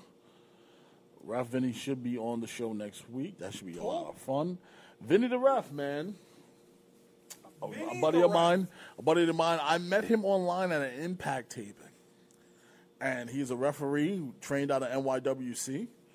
His dad actually is Vinny Sr., who worked for, I believe he did work for FTW, if I'm not mistaken. He was a manager, and he's currently still in the business as a manager of talent. So he's taken a couple of bumps in his life. He's been through some stuff. Vinny is a very good kid. Hell of a ref. At the IWW show, he was refereeing the majority of the show, and his communication skills with the timekeeper is pretty damn awesome, I must say. And I've seen some of his work, seen some of his videos. He's going to send me over some links. I'm going to drop them down inside the Behind the Barricade page so you guys can see his work. He takes some pretty wicked bumps for a referee at his age. So I'm happy to have him on the show. And next week should be exciting the same way it was this week. Yeah, I'll definitely tune in next week. But I am looking. I cannot find the quote because the feed went by too fast. But I did see some images, and I'm actually a pretty happy camper right now. So pretty excited about who won that match. So, real quick, we'll jump into a comment. Christopher Brown goes, would this whole Rusev, Lana, Lashley storyline be any worse if you could sub out Lashley for Maria and Mike Kanellis? The greatest. There's only one person in the world right now who thinks the storyline is any good. Who? There's only one person in the whole world that thinks the storyline is any good. Who? It's good shit. Oh!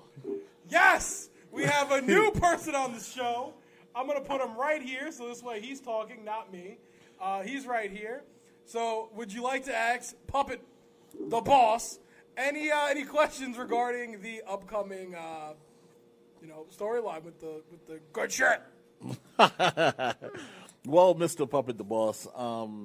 What did you just call him? He said, if you want to ask Puppet the boss, so I'm going to call him Mr. Puppet the boss. Good shit. How did you feel about the wedding and Rusev being inside the cake? I thought it was good. When Rusev came out of the cake, it made me go, ha ha, ha ha, ha ha. Did you like dressing up Liv Morgan like Hillary Clinton in a pantsuit just to prove the point that all lesbians wear pantsuits? Absolutely. You know my take on Hillary Clinton. My wife, she's beautiful, is in the cabinet. Ah! I think she's gone. What? Didn't she? Donald Trump? What? Are you currently happy with the President of the United States of America? We know that you guys are best buds.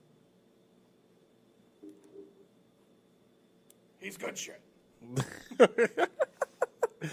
If we start a war, we could bring back the Iron Sheik.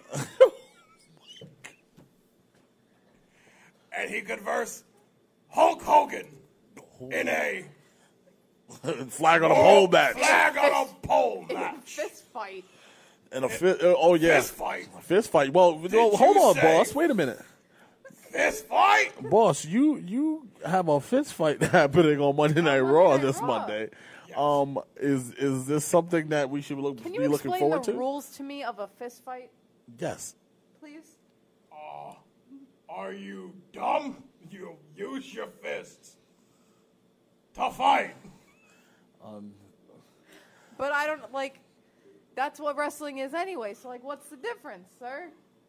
I'm confused. There is no difference. We had a reason to bring in ratings, so we said they could fight with their fists. You know Big Show's knockout punch. He's the Big Show. I have another question. Yes. So, Kevin Owens, they knocked on a door, and they opened it, just like Aleister Black is waiting for someone to knock on his door. So why did you bring back the Big Show instead of Aleister Black? That's too smart. You know how we book. We said it'll be somebody new. And viewers sat and waited, and I could have brought back John Cena, CM Punk, but I decided to bring back the Big Show. That's some good shit. Well, the boss, I have two questions for you. Yes. What are your thoughts on Charlotte Flair? Who? Charlotte Flair! Yes, That's yes, my yes. fault. Oh, Yes. I thought you said that. Yes, yes, I did. She's Charlotte Flair. Yes. That's my thought. That's all I need to know. She's Excellent. Charlotte Flair. And how is the XFL doing? I can't wait for this Super Bowl thing to be over. Because the XFL will be, well, you know. I don't need to say it again. Say it again. No. One last Good shit. Okay, I said it. One last question. Finally. I'm busy. I'm a busy man. One last question, Yes. boss. Did Brett really screw Brett? That was a dumb question. Nobody screwed Brett. Brett screwed Brett. And now he's in this AEW baloney. That t-shirt company. He could screw himself again. I have one more. They need to hire that CHA guy. I have one more question, sir. That So- that t-shirt looks fine. I have one more question. What? So, involving the storyline with the Oh, sorry. I bless you. Bless you. Was that real? That was a real I sneeze? sneezed. I'm so Was that a sorry. real sneeze? You should have controlled that. That's ridiculous. That was, I'm done. I have to leave. This is ridiculous. I could not sit here. I should have controlled that. I should have saw that you were about to sneeze and hit the button over here. That is ridiculous. So That sorry. is I didn't ridiculous. know. I'm sorry. I'm Kaylin? sorry. Kaylin? Well, boss, I did not know. I did not know guys from Rodney, you're Connecticut. fired too. I don't know why, but you're fired too. Well, we know Well, boss, why. I would I could do this whole show myself. on my way out. Get out. I'm going to Get tell out. you, Why? I didn't know guys from Connecticut had an accent. I was very confused. We don't have an accent. Yo, you do have an accent. Stop sneezing! Oh, you should control that. I need to go. Talk this raw bullshit. I'm out. We want to thank the boss for coming in. He's going to be a staple on the show from now on. Damn right I'll be. Well, I said, hold on. He'll be a staple on the show from now on. Yeah, well, I want to give him a segment. So Yeah, it's, That was my segment. Get out. No, you don't tell me what to do, sneezer. wow. Well, that was the boss just Goodbye. Get out. telling us Piece of crap. Goddamn how shit. it is, I guess. That guy was mean. Anthony, did you see all that? No, I was in the bathroom. What the hell just happened? He was so rude. My God. Oh, you gotta love it. You gotta love it, folks. Only in America. Christopher Brown goes, I'm in tears over here laughing. Oh, so am I. I also sneezed. Big Show is wrestling 4 decades. That's why he was brought back. All right, cool. If you brought him back for that, then bring him back for that. But don't, whatever. So now he's gone for the rest of 2020, and then by 2030 he'll be back again. Maybe. Probably. That's Kaylin's ring name, the Sneezer. It's not how you spell my name. The sneezer. I know, but it was funny. So it's not me. No, I enjoyed that. All right, let's dive into all this wrestling nonsense that we have to talk about. I don't know who that is. I don't know who that is. I don't know who Kate Lynn is. Caitlin. Jeremy Lin. Kaylin? Jeremy's Terry Lynn? I don't know who that Jeremy's is. sister? Kay? You know Kaylin? I don't know. Every wrestler begins with K. I don't think that's Almost, All right, so- almost doesn't, but okay. So we had NXT. Keith Lee, whoop whoop, is the new #1 contender for the North American title. I thought that match was pretty good. Bask in his glory. Yo, did you see? I don't know. I forgot his name. It slips off the top of my head. But that 360 counter he did. Yes. Oh my god, dude. We put NXT on at a bar at Buffalo Wild Wings, and we had some guy literally sit here and go, "Oh, what is he gonna do? He's so big. Oh, he's not athletic." Keith Lee did some athletic things. He's like, I apologize. So NXT. You live at the What the hell was that? I don't know what you did. I sneezed. You The boss is trying to ruin the show. He tried to play sabotage. I guess. He's playing sabotage. He's like behind a barricade, screwed behind a barricade. Oh my God, I didn't even sneeze. It's that behind time. a barricade screw job. I guess. I don't understand. Oh my God. So yeah, what do you guys want to talk about? Actually, since What do we want to talk about? Wrestling? Listen, I'm hoping you guys are enjoying the show. I hope you guys are laughing. Hope you Listen, guys we are came back with a bang today, so I don't care what Bang! nobody said. Boom! That's It's what we full came back with. DDP on your ass today, okay? Guys, if you're enjoying the show, make sure you drop a like. If you're enjoying the show, make sure you share the show to your friends.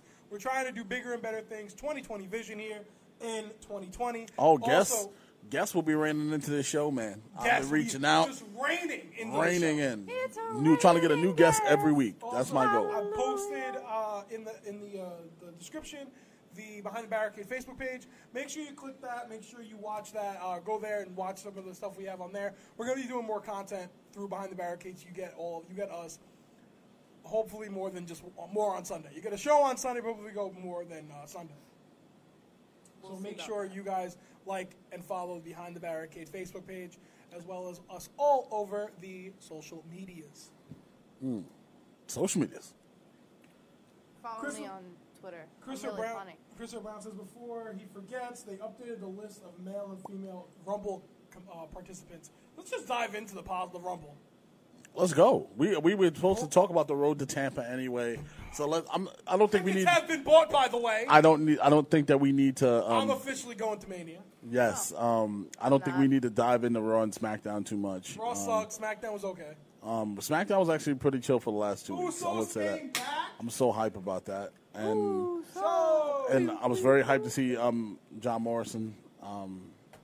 make them a tag team. So are they heel? Is Miss heel again? Yeah, it looks that way because All right. he got hurt by the feet, but he got hurt and now he's healed. Get it? No. Hurt, heel, No. gloves. If you look at the trend, everybody has flip flops who came across Bray Wyatt. After you Yes. got your ass Except beat by Daniel him, Bryan. he was in a flux kind of position, He's a tweenie. which would happen is now he's a full blown new person. You get it? Like everyone has come across him has changed in some kind of way, and I like that. I like that they keep that as a thing. So when Roman Reigns come across him, does he take off the vest and just change it up? That'd be great. Just saying. The updated list. King Corbin. Yes, more. We need Can more bring the King boss Corbin. back to read them? What? Where's the boss? Maybe he could read the He names. left. He'll be back. Make him come back. I want him to read the names. King Corbin. You're not good at reading I like names. King Corbin. I think King Corbin is best for you business. read the list now because we have a phone call. No. I think I'm King busy. Corbin is best for business.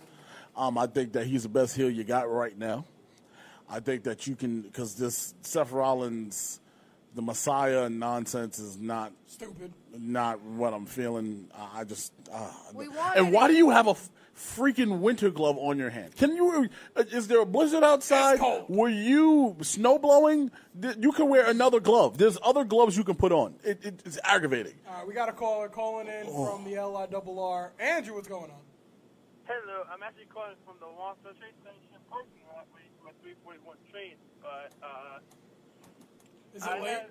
I thought about something with the Royal Rumble, which was kind of like getting into my head a little bit. I understand that they're trying to do 10 Raw superstars, 10 SmackDown superstars, 10 NXT. Why not make it a 40-man Royal Rumble and add 10 more people from the UK brand so they can get their face known other than the Worlds Collide pay-per-view. Because they don't care. Because they count as NXT. You saw the boss on the show just a couple of seconds ago, Andrew. You know they don't care. You know he doesn't care. I bet he doesn't even know there is a UK brand. Vince needs to take notes on the UK brand, though, because they stole that. They're going to steal the stole the show today. They put on a hell of a show. Yeah, they did put on a hell of a show. I don't even take no notes. But what? The one thing I don't understand is why they put Brock Lesnar in this match and not make it like. You want to know why? You want to know why? I'll tell you. That, and also because they really don't think they have a credible person that can take an L at Royal Rumble from Brock Lesnar right now. So they put him in the match as it's basically you had no choice because you want him on the card because it's a big pay-per-view. But then again, there is no one that can actually take a loss on the roster that is a credible threat to Brock Lesnar that you can build to just take the L and move on and push it all the way to Elimination Chamber into WrestleMania because we know he's not showing up for Elimination Chamber.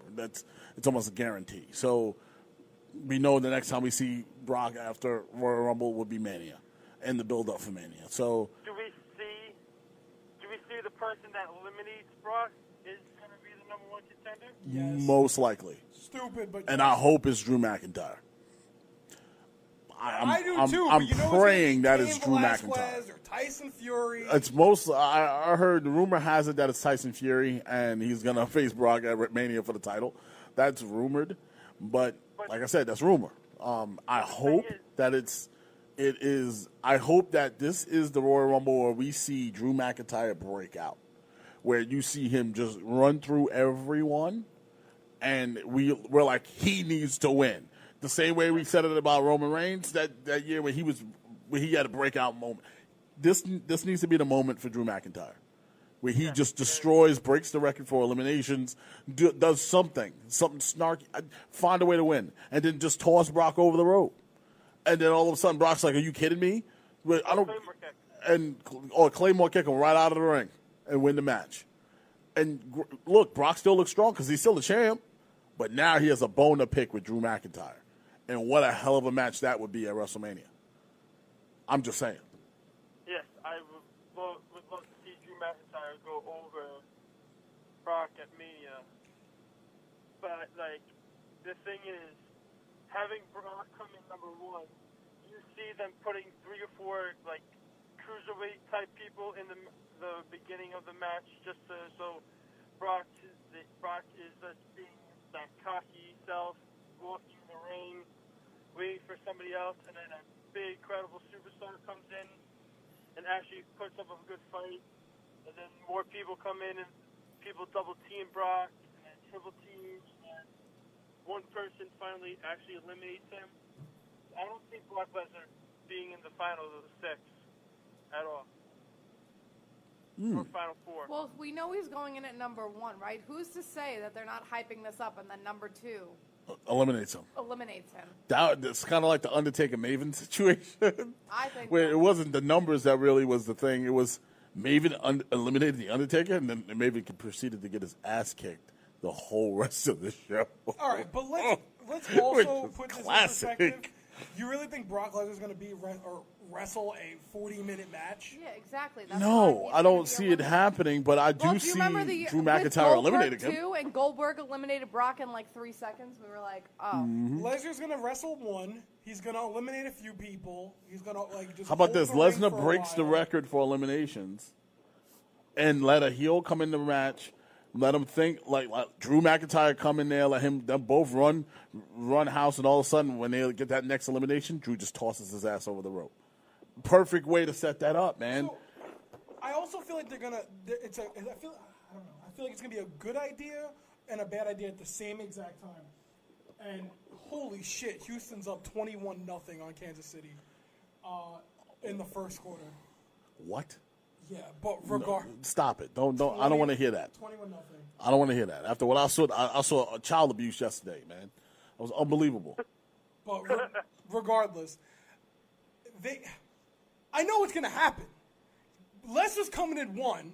He's going to do whatever he does for like 5 minutes, hop out of the ring, and just sit there, oh, these guys aren't worthy, blah, blah, blah, blah, blah, and sit there or get hurt and have to be escorted to the back.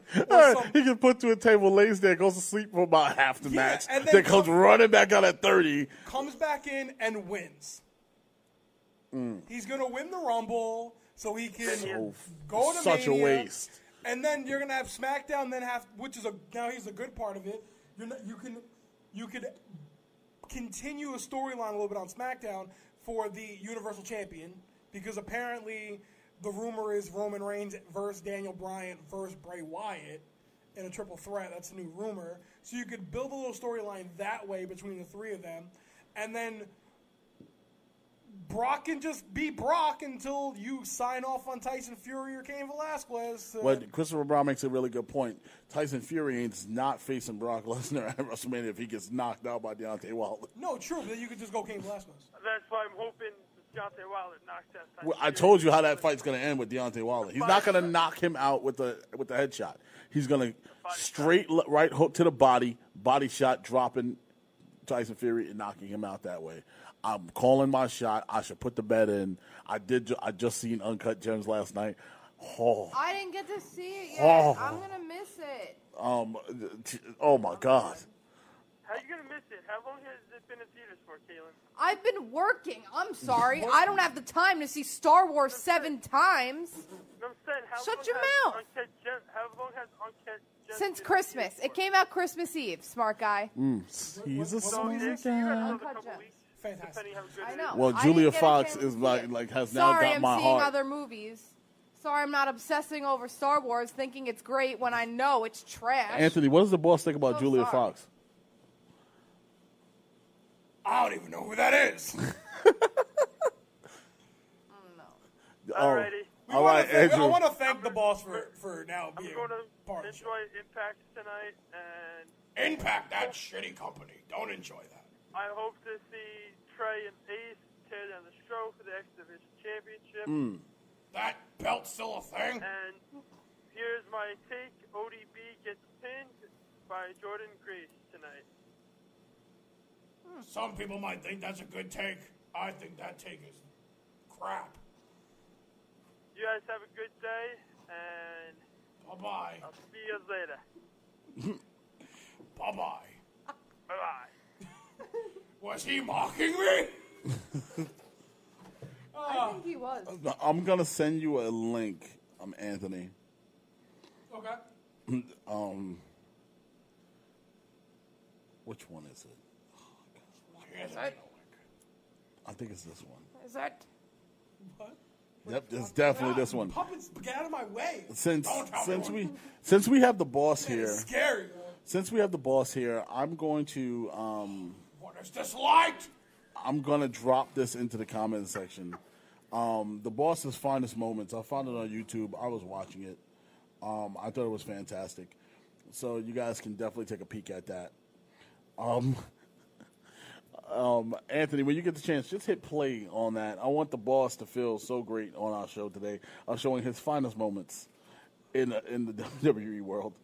I'll play in a second. Don't tell me. I'll play in a second, but we have a phone call. Oh, we have a We phone. do. Calling in. What's your name? Where you from? Yo, it's Eric Clark from Baltimore. Hey, What's going going, on, Eric? Hi, Eric. Yo, I got Ronnie. I totally agree with you. If Drew McIntyre eliminates like more people in the Rumble and he eliminates Brock, I totally agree with that. With you. Yeah, that to be a fantastic way to get Drew over, and I think that he's playing to the crowd. The way they're booking him, something big is coming for Drew McIntyre, and I think it's overdue. And Yeah, it is. you have him right now at a moment where he can get really, really hot leading up to WrestleMania, and if you want to book it this way, that's a blockbuster match. And I'm not saying Drew has to go over on Brock. Just give us a damn good match, and we know that Brock's gonna have to drop the title at some point. This happens. It feels like this is like the fourth straight year we're walking into Mania season, and this man has the belt around his waist. And then he drops it at Mania, then comes back, takes it, and holds on to it for half the year. How many times are we going to keep getting the same recycled thing over and over again? Because you guys keep cheering him. Who's cheering for Brock Lesnar? I want to see that cycle again. Like when he comes back and gets settled again. I don't want to see that again. That'll be fantastic. Everybody, when they go to Mania and then he comes out, everybody cheers. So obviously, don't stop cheering for Brock Lesnar.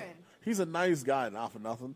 I watched a really, really nice video yesterday of him visiting his University of Minnesota, and it was really, really cool what he does for people, man. I'm not taking anything away from Brock as a human being, but unbelievable guy. I'm going to just say that. But I'm tired of you as a wrestler, man. Come on, man. We're sick of him. And I know it's not you. It's the booking. I can't blame you. I know who to blame. Oh, yeah. He's right on our show now. Who? Nobody. But I can see Drew McIntyre Final Four, I think. I just can see that. No, I think Drew McIntyre has a... No, I think Drew McIntyre has something big booking, building for him. Oh, yeah, it's getting there. Because the way you can see it, it's like something is starting, and we don't know what it is, but it's gonna be big. And a lot of people I've seen say... stuff, where you knew it was starting, but, yeah. And everyone's telling me they get the same feeling about Kevin Owens, how KO could possibly win the Rumble. I don't know. I don't know if you want to go that route right now.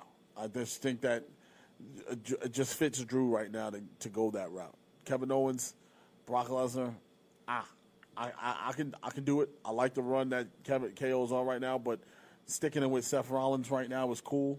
Just don't like Seth's gimmick right now. It's horrible. And the damn winter glove, man, I can't get over it. You know what it is with the Seth gimmick? Get over it. The Seth gimmick? When he was a heel prior, you hated him because he did something. He broke up the Shield. Yeah. Now he's a heel, and it's like you have to organically hate him because he's a heel, but you don't organically hate him because he's a heel. You just don't like him. Yeah. So therefore, you're not liking what he's doing. I get what you're saying. It's time that we move forward and not necessarily have to. I think we have to look past. I'm trying to find a way to say this. We have to look past the traditional writing. It's now time of the good guy, bad guy kind of thing. It's dead to me. I don't really need a good guy, bad guy situation to make it work for me. And I think that they keep relying on that, it has to be a good guy and it has to be a bad guy. Not necessarily. There's ways that you got to be creative with the way you do things. It can be two good guys for all I care. It can be two bad guys. Why can't it be? It's so you don't have to have that traditional writing style. But I can clearly tell you have nothing for AOP except sticking it with Seth, and you have nothing for KO but sticking them two together and trying to make this work. So if you are, then drag it out to. You can drag it out all the way to Mania if you want to. I don't have a problem with that. But you got to give me something big at Mania then. Give me a Hell in a Cell. Give me a reason for these two to go balls to the wall in a wrestling match. Don't just give me a regular singles match. Don't do that to me. Give me something big. Make it mean something. So Anthony, it was rumored that it's going to be a triple threat match for the Universal title between Roman, Bryan, and Bray. Yeah, someone had leaked a potential script. It's not real. 36. They spelled Florida wrong. No. I don't think it's real either. But the rumor is Roman and Bray, but it wouldn't surprise me if they throw Daniel Bryan in with how long they're continuing this. That thing looked photoshopped to be photoshopped over photoshopped. It's insane how fake it is. They made it immediately after CM Punk posted a photo of the WrestleMania 30 plot. Did you see that? Yeah, I saw it. And what the plan was. Kane versus Big Show. How convenient that you're going to leak the WrestleMania, 36 matches right after you see the template that CM Punk posted. And then you try to flip it. Because if those of you who are frequent on Photoshop, I know you are, you can flip the screen and make it look like it's the reverse of what it originally is. So that's essentially what they did, because the one CM Punk posted, the script is this way. Yeah. The one they posted, it's literally the mirror image of it, but facing the opposite direction. So I'm not an idiot. I wasn't born yesterday. I can clearly tell that somebody has no life and sat behind a computer desk playing with this to get it perfect to leak it out. First of all, nobody has a reason to leak that out right now. Florida. It's no, completely it says wrong. Floria. It's hilarious. It says Floria. So that's not even a place. You mean I'm going to the wrong place? Yeah, sorry. It's Tampa, Florida? Tampa, Florida. Damn. The Nina, the Pinta, the Santa Santa Maria. The Tampa, Florida. Hey. Nachos, lemon heads. My dad's boat. All right, no problem, Eric. All right. Y'all found a nice place we can go to, Ant. Eric from Baltimore probably still getting over his Ravens, but sorry. Like, I found a nice place that we can go to when we get down there. I gotta tell you about it off air. Christopher Brown goes, the Roman Wyatt match is probably the only match set in stone for Which right makes now. sense. It's also been said that this is the latest it's ever been, with the majority of WrestleMania card not deduced upon. Yeah, and because they don't know, they don't have a plan. They went into the end of 2019 at post Mania 35. They went post Mania 35 with no plan. I literally feel like they had no plan only up until the first SmackDown on Fox. They went from that point with no plan, and just said, "All right, we'll figure it out as we go." So I looked up that video you sent me for our guest. Yes. I'm going to play it. Yes, please. I want him to react to it, though. Oh, it's fantastic. React to what? The stuff that he says in there, Anthony.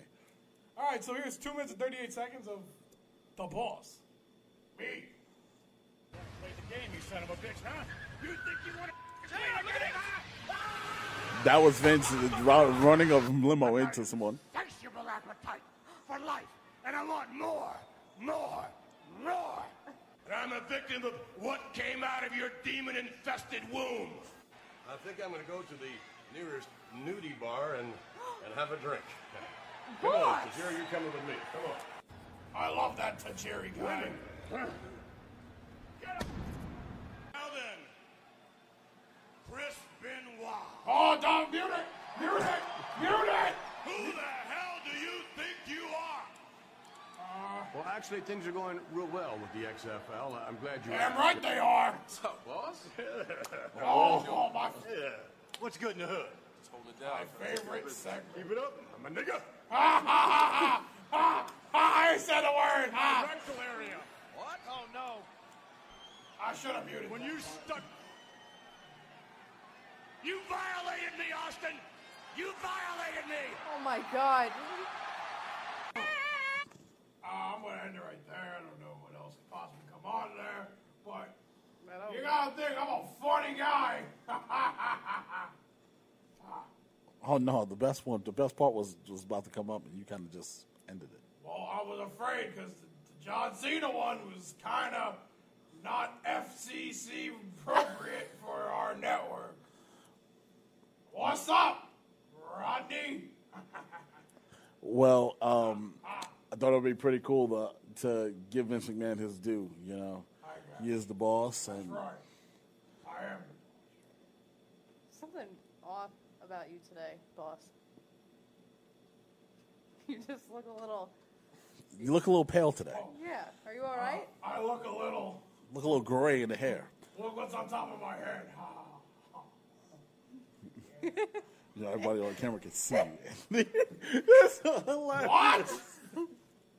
Oh, my God. Oh, yo, all right, so I got the boss for my birthday. I wanted him to be a staple on the show for like 3 years, so I'm happy he is What, here. 3 years? Now we can talk crap literally right to his face. Now we can, yeah, if we got something to say to Vince, it's right there. I want you to bring him in the briefcase He's every not week. having it. He's not having it. I'm afraid we got people outside now. I'm afraid to pick up the puppet. Look kind of weird through a glass. 3 people behind a microphone with 1 puppet. What is going on? Show is happening. Are they doing voiceovers? What's happening? They don't want to see me. Stop, Vince. I'm busy, man. But moving forward with Royal Rumble, it should be really interesting. It's the first time that they really don't have a plan, and I don't know what's going to happen, and I'm happy about that. And I think this is their way. It could be on purpose. This could be their way of kind of leaving us all guessing, because social media kind of ruins everything now. Maybe Christopher Brown. Maybe Vince is busy with the XFL. It's very yes, it's very possible. If he only has a month left before it kicks off. First Mania being completely planned by Hunter. Yes, in a way, yeah. So if you look at this, I think this could be strategically done, by making us think that they don't have a plan. So it leaves us all guessing. Because let's look at the last couple of years, where they had a set in stone plan. We kind of figured out the Mania card by this time, the last 3 years, right? For the first time ever, we clearly don't know what the hell's going to happen. Social media is not bugging out about it. People making fake images about what they think they know, spelling things wrong. Gloria. It's crazy. So maybe this is strategically done to make us think that make us think that they don't know yet, but they really do know, to keep us thrown off so it doesn't get leaked out. So unlike some people, I like being surprised. Okay, I love watching wrestling as a young person, not knowing what's going to happen. That was the best part about it, and I feel like social media kind of took that away from me, which is cool. I kind of got over it as the years gone on, and social media became a big thing. But when it first came out and things were getting leaked out, and I was pissed, man. It bothered the hell out of me. I want them to surprise me, but surprise me good. Good. Don't give me crap. Don't be like, don't be sitting there and be like, surprise, it's Liv Morgan and versus Lana. That's our women's match. Well, hold on. How many of you guys were surprised by Liv Morgan coming out? Not me. Not me, because I'm a WWE fan. I'm a fanboy. I take my medicine. When I sit here and say, oh my God, Liv Morgan should be Sister Abigail, I know she's not going to be. She's going to be something else. I think she was going to be a lesbian in love with Lana. No. So you were surprised that she's a lesbian in love with Lana? Yeah, but it didn't surprise me that she was in a stupid storyline. Oh, but okay. The question was, how many of you guys were surprised that that Liv Morgan was playing the lesbian lover I don't think she's of playing Lana? either. I don't think she's playing, because the way she said, I'm not talking about Bobby. Yeah, I She's knew just a the good actress. The second that she came out and she was like, "How could you do this to me?" I'm like, "She's not being specific. That means it's Lana because they question my intelligence." She had the full Hillary Clinton. I am what I call a hashtag writer, so I know how this stuff works. Okay. It wasn't very good. Okay. That's fair. I'll take it, because like that, you sneeze. I'm not gonna lie. I kind of was surprised. Step on his head. I'll end your career. I'll end your life. I was expecting Rusev to come out of the cake, but I was not expecting Liv Morgan to walk down to the goddamn ring. I'm literally saying, is that Liv Morgan? Are you kidding me? And I was upset about it because you gave me all the vignettes in the world about her changing, and I was very excited. So then I looked at it and said, okay, where are they going? Oh, no, she's a lesbian. Oh, here it comes. And it all fell into place. The mixed tag match is going to most likely going to happen at some point. But we'll see. Ew, this is sweaty. I don't want this. Can we talk about AEW a little bit? Yeah, go ahead. Moxley joins the inner circle and not like yeah. By the way, not. He was like, "Are you stupid?" Which to me is the best thing they got going on right now. Everything else if I said it once, I'll say it again. John Moxley is a national treasure. Is a national treasure. He's the Nicolas Cage of wrestling. I mean, he's more than that. He's the Adam Driver of wrestling. He just minds his own goddamn business. But I'll tell you that at a point, they're going to have to look deeper into making things happen other than what you're giving me right now. You have two of the top drawers in the world tagging with each other. You have the person that I deem should be the face of your company tagging with somebody that is super over all around the world. You have Jericho, who let's call it what it is, man. Jericho on the mic is fantastic. What he does for promos, vignettes, everything is fantastic. But he's not a fantastic wrestler anymore. He's old. He's slow. He barely moves. It's very aggravating to see him very out of shape. I get why he's your champion. I 100% understand. But you need to get that title off of him. And if it's Moxley you want to put the title on, fine. If you want to build around Moxley and make him the face of your company, fine. But I just think that you're doing guys like Adam Page, even Kenny Omega, a disservice. When you have those stars in that one pot right there, you can do so much more than putting these guys together in a tag team match.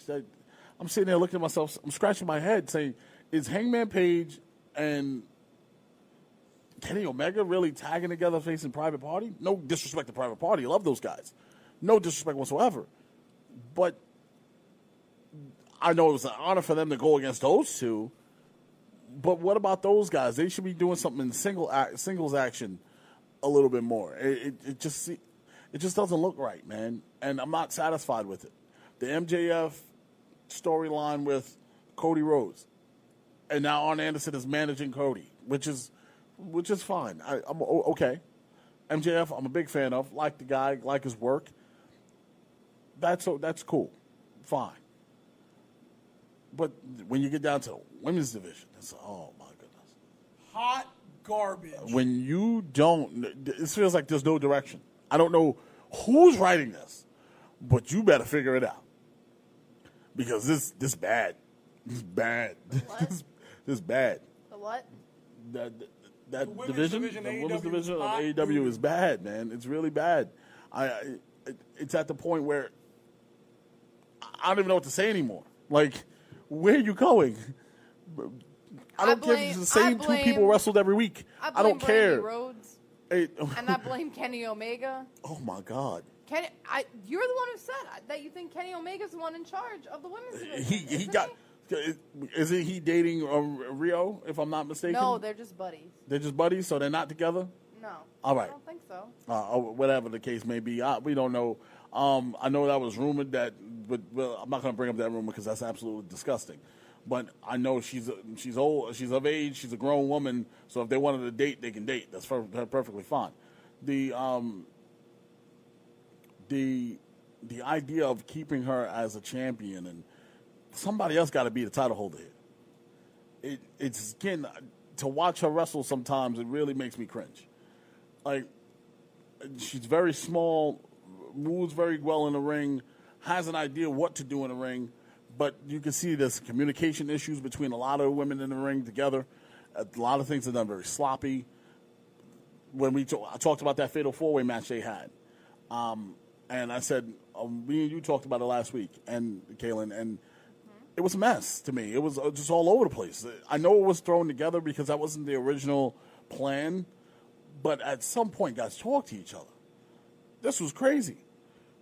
I know Nyla Rose has gotten a lot of heat and a lot of hatred online, which I wish people lay off a little bit, guys. Come on, like let's have a heart here, and let's not be those type of people that's just attacking somebody just because, and because giving somebody a situation.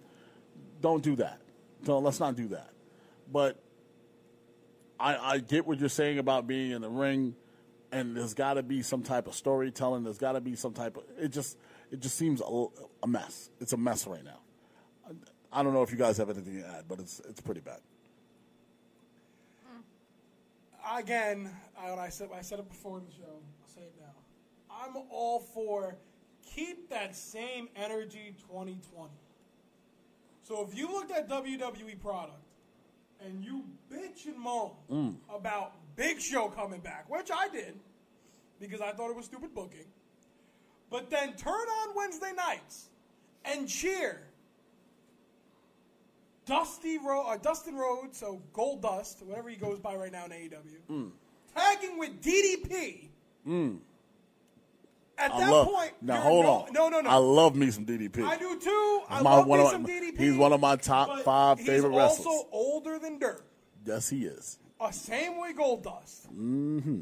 They both can perform in the ring, but they can't go in the ring. Both on that DDP yoga. So if you're telling me that you cannot stand WWE because, and I hate to say it, and God strike me down, but I hate to say it, I got to give Mike Steinberg some credit here because he went on the Facebooks, the young Facebooks, and posted all over saying, if you look at WWE product and bitch and moan about having old people and putting old people over new talent, but then sit there and cheer DDP and Gold Dust tagging together, you're a hypocrite.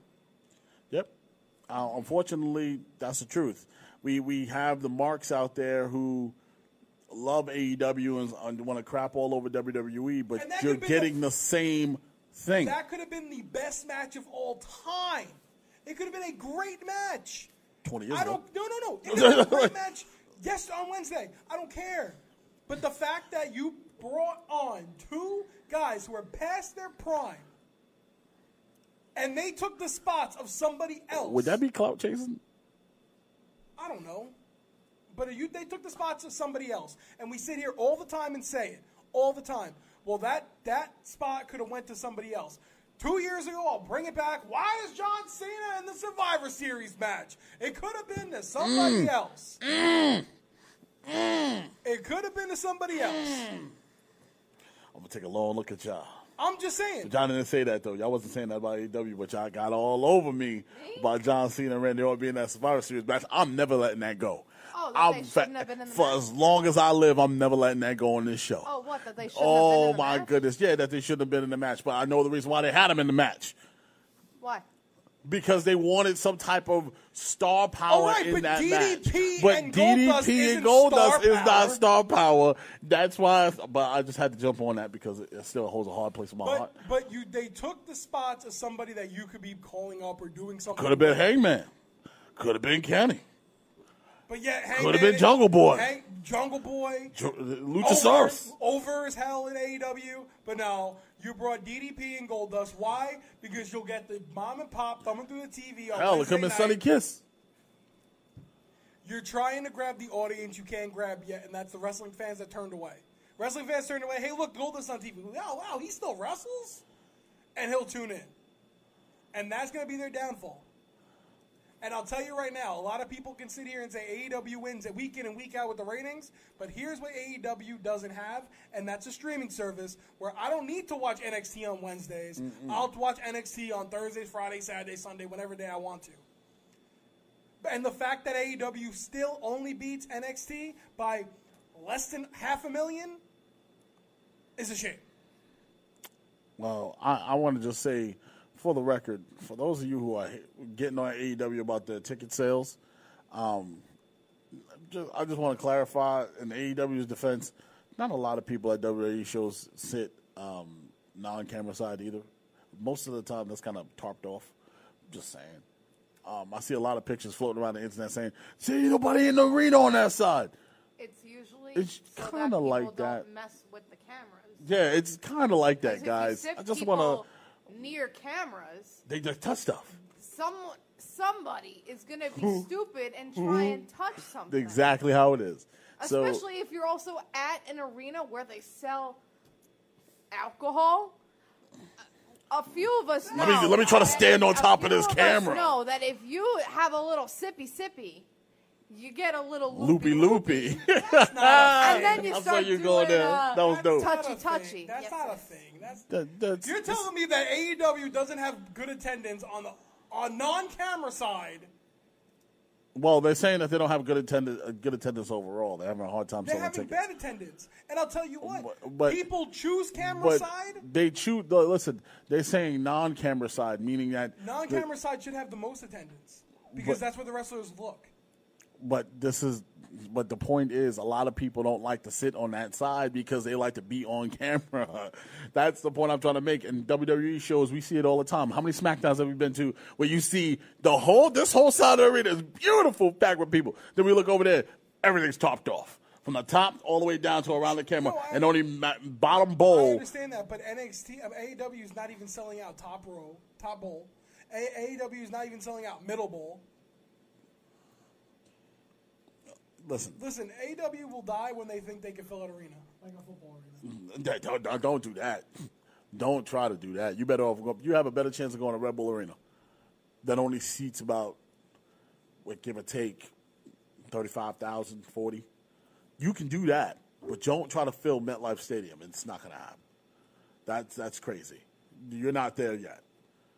You just stay where you are right now. Don't try to go above and beyond.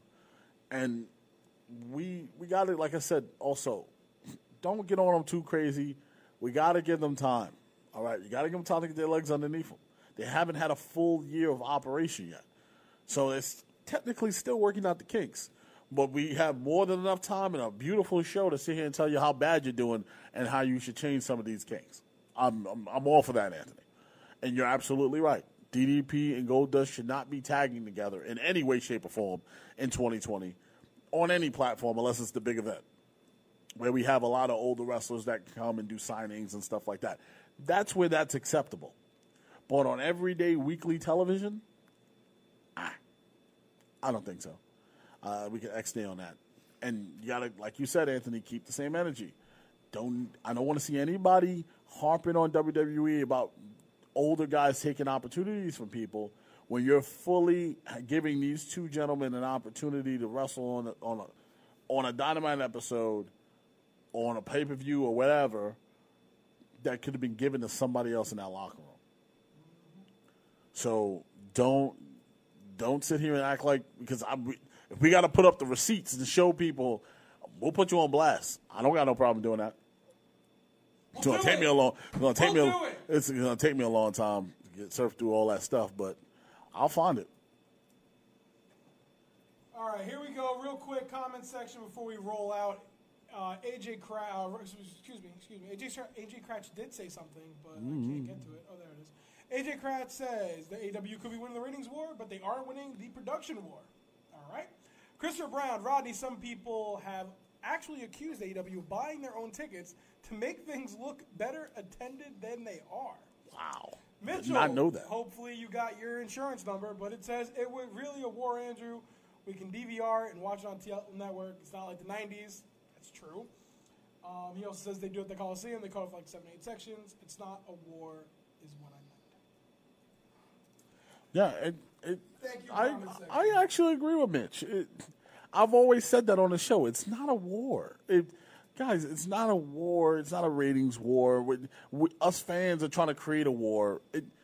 These two companies one of them might think it's a war. The other one is looking at you like, talk to me when you can sell out a whole football field. Talk to me when you can do that. Until then, don't talk to me. Like, talk to me when your merch sales are out of control. Talk to me when your viewership is at peak heights, over 1 million plus every single week. Talk to me when those things are going good for you and you have multiple shows that's peaking past 500,000 people. Talk to me when those things go up. Talk to me when your stock rises over $10 a share. That's when you have those conversations about war, because that's where WWE is at right now. That's the level they're on. Guys, if you're enjoying the show, make sure you click Behind the Barricade up in the description. It's the link to our Facebook page. Make sure you click that and give that a follow. We'll be trying to give you guys content at least more than once a week. We'll try to give you 2 or 3 or 4 or 5 or 6 or 7 times a week. We'll try. No promises, but we will try. That's all we can ask. That's all you can ask. Right? Kaylin? That's all you can ask? Yeah. Thanks. So make sure you click that right there and give us a follow. Any shout-outs we want to give before we roll out? Shout out to Grandma. Shout out to Grandma. It's her birthday today. Shout out to Young Grandma. 85. Shout out to Grandma, 85. She needs that DDP yoga, but we won't talk about Nah, it. listen, I can give you a little bit more about more abbreviations your grandma was talking about. Can you got our friend who happened to fall on the floor? Is he okay? I don't know. He might be. I can give you some other abbreviations your grandma was talking about last week, Oh my but we won't bring it up. It's her birthday. We're gonna honor her I right. don't want to say it. I don't want to say it. No, you could hold it. I can just tell you right now, your grandma will enjoy a nice Genuine video or a nice Cisco video, something that involves Terry Crews with lights, with glow sticks. She's a very, very, at 85, she's a very, very energetic woman, I can tell you that. Good choice of words. You never know what she's going to say when she's going to say it. I tell you, she had me dying last week. Dying. Yeah, I guess you could say that. She also had other stuff dying, but luckily we revived it. Whoa. But, like, like love, affection, had that dying by using wrong names, but whatever. Wow. We'll move past that. I don't know what he's talking about. When she called the love of my life right now, the name of the former. Oh, sweet Jesus. Yeah. Well, no. Love and affection died no, that Grandma. night. No, Grandma. No. Almost ruined my birthday. Oh, Jesus. But she didn't. Well, your grandma almost, your grandma had me crying saying that I found out one thing about her. She loves herself some black men. Oh, yes. It's very nice. Unlike me. Anyway, so yeah, thanks to everyone who tuned in today. I hope you guys enjoyed the show. It was very informative. We had Kelly from Combined Insurance come in today to talk about insurance and why you should get it, but more importantly, why wrestlers and independent wrestlers. And why you should get it. And why I should get it as I click my shoulders some more. Let's get it correct. Supplemental insurance. So it's a difference between your regular health insurance that you get if you're still under your parents and stuff like that. It's a type of insurance for critical aid, kind of like workers' comp, things of that nature that should be very important to you guys. And that number was dropped in there. So if you guys wrote down that number, give her a call. If you're in New York State, in the New York City area, in the tri-state area, she'll definitely be able to help you get signed up and get what you deserve, And if you hurt yourself on the job and you do a regular 9 to 5 and you're not a wrestler and you're still looking to sign up, definitely give her a call or reach out to me and I'll direct you right to her. Sounds good. Reach out to Rodney if you want more information regarding that. So thank you to Kelly for coming down today. I want to give a shout out to our friends over at the Jobber Podcast. Shout out to them. And doing big things. I love seeing my fellow wrestling fans and a wrestling family and a podcast family win. They have been doing some great things over the last 2 years and leading up to this big point for them. And I'm very, very excited for them and the things they have to come in 2020. So big shout out to them. Big shout out to our family over at IWW, Combat Art.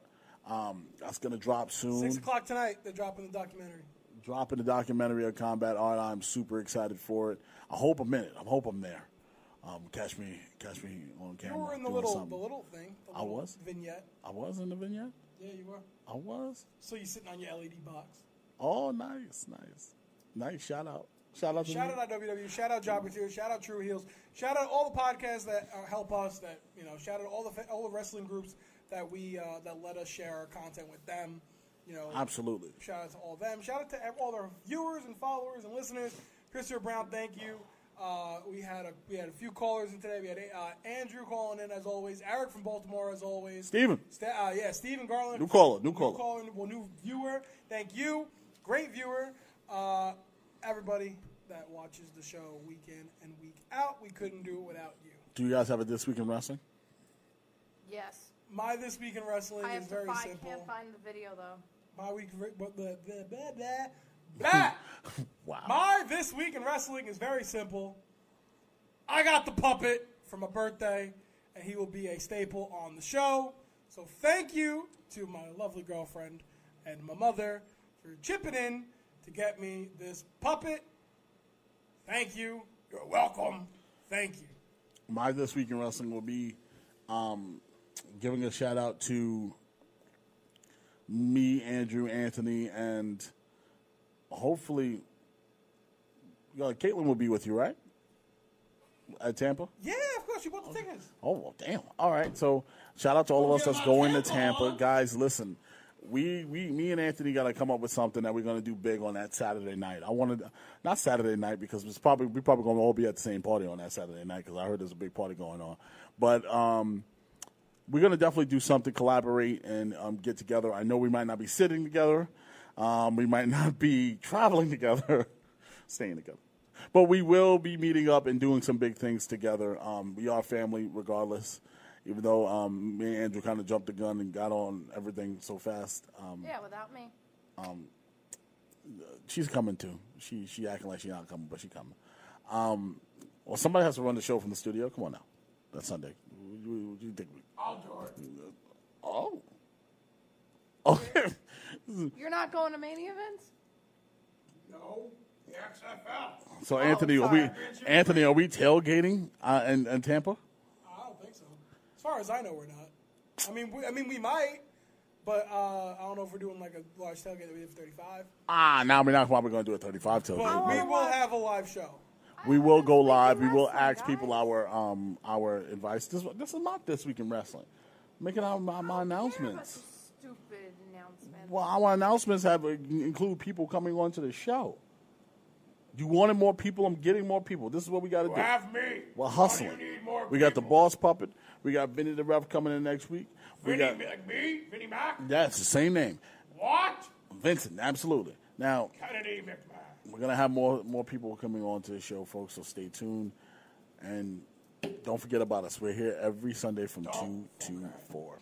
Galen, you're up next. My This Week in Wrestling is Probably a video. good. Well, it's a video that I saw on one of the wrestling groups that we're in. I think it's from a month ago, but I like it. I like when referees don't question my intelligence. So it was a match between Lacey Lane and Bianca Belair, and Bianca threw a chair at Lacey Lane and then fell. And was like, oh my God, and the ref turned around, and Lacey's like, no, I didn't do it. And he looked at her and went, don't worry, I watch Eddie Guerrero matches, so I know she's lying. I was like, oh, thank you for not questioning my intelligence and making me think that wrestlers are stupid. I appreciate that he was smart. I mean, if you're a referee, maybe you should know wrestling, so at least he knew.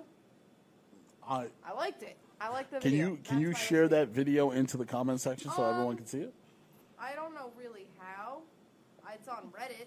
If you Just copy and paste the link. Okay.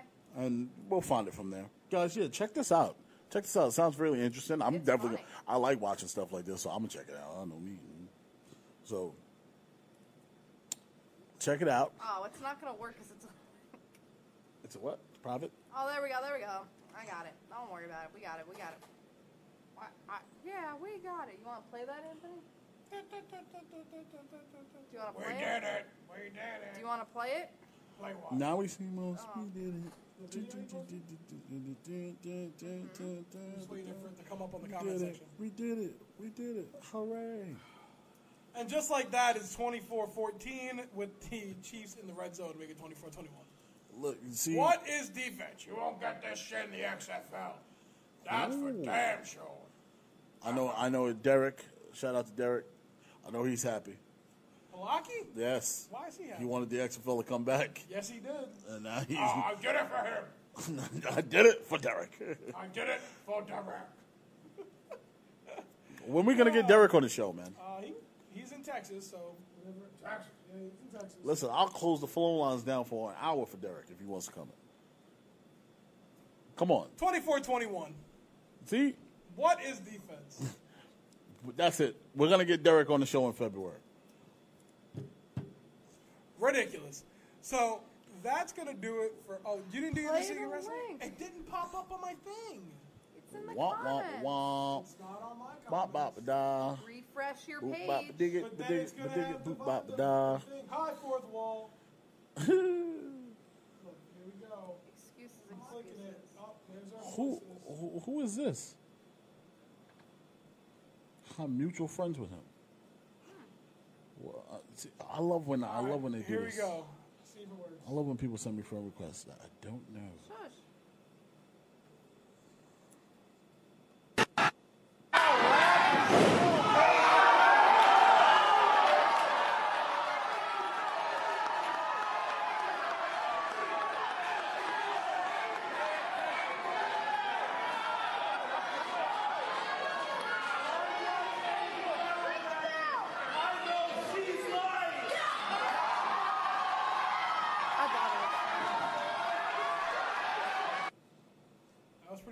What do you think, Vince? It's NXT, so since it's Hunter's show, I am obligated to say it was good shit, but I didn't like the match. Why not? You know. You know who else didn't like the match? I don't like the referee either. You know who else? Too many people. You know who else didn't like the match? Who? Tessa Blanchard. You would love her.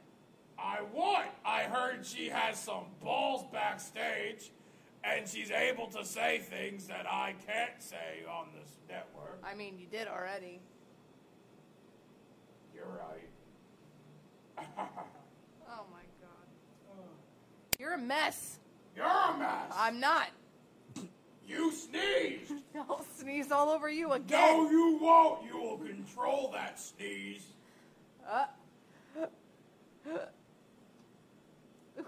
I'm all good. I'm good. I knew it. You can control the sneeze. Shout out to oh my god, Are you gonna sneeze? No, I'm not gonna sneeze, but I'm gonna mess his name up. The guy from AAA who passed away. LaParca? Yeah, I didn't want to mess his name up. I'm pretty sure I did too. All right. La Parca? Yeah, I think it's LaParca. Shout out to him. Passed away. Condolences to family and friends. Again, more of a reason why wrestlers should have insurance. Listen, we see this a lot overseas, and well, not necessarily overseas, but he's a AAA wrestler. Had a very long career. 56 years old. Tragically lost his life yesterday, and due to injuries that occurred in the ring, he couldn't recover from. And he wrestles for WCW. When I told my brother that he passed away, my brother was like, "Get the hell out of here, yo!" I remember watching him on Nitro. Yes. I used to see him a lot on WCW Thunder. Really cool stuff, but it's sad, man. It's sad. You never want to see people in the business go, especially for reasons of that nature. Just go in general. Like, there's some people that leave a mark in this business that you never think that they're ever going to go away. For a lot of people, this man left his mark in AAA, and he meant something. So don't ever take that for granted, folks. Take care of yourselves. Protect yourselves at all times. That's why you got to get insured. That's why you have to get all these things in order. I just want to say God bless his family. Say a prayer for him today in church, and I hope everybody is doing well on that side. All right. Well, that'll do it for today's episode of Behind the Barricade. I want to thank, Kelly again from Combined Insurance coming down. Want to thank everyone who listened week in, week out, and all show today. Thought we had a pretty fun show. Pretty informative show. Shout out to Adam Driver. We got a new member of the show. His name is The Boss. Not Sasha Banks. It's not Boss Time. It's The Boss. So shout out to him. So he's not legit. Not the legit he's boss. He's legit as hell. Look at him. Not the legit boss. Nope. This is the legit boss puppet. No, it's not. Don't tell me I'm not legit. Wow. He'll just do that. See? It's crazy. It's crazy. You let him go. You let him go! But that's going to be it for us behind the barricade today. What is going on? He hit me. For Anthony Carragher. Do not throw him. Rodney Harris and Kalen King. I don't like Rodney. Ah! That'll do it for us today. Anthony Carragher, Rodney Harris, Kalen King. Thank you all of everyone who watched week in and week out. Keep it locked here behind the barricade. We'll be back next Sunday, and I'm back, so no one can take my spot. You can't kick me out. I'm here to stay, and this mic will forever be hot, and I will forever talk on it. So I cannot wait. I mean, not forever, because you're going to stop in about 2 minutes. I mean, I'll be here for every Sunday.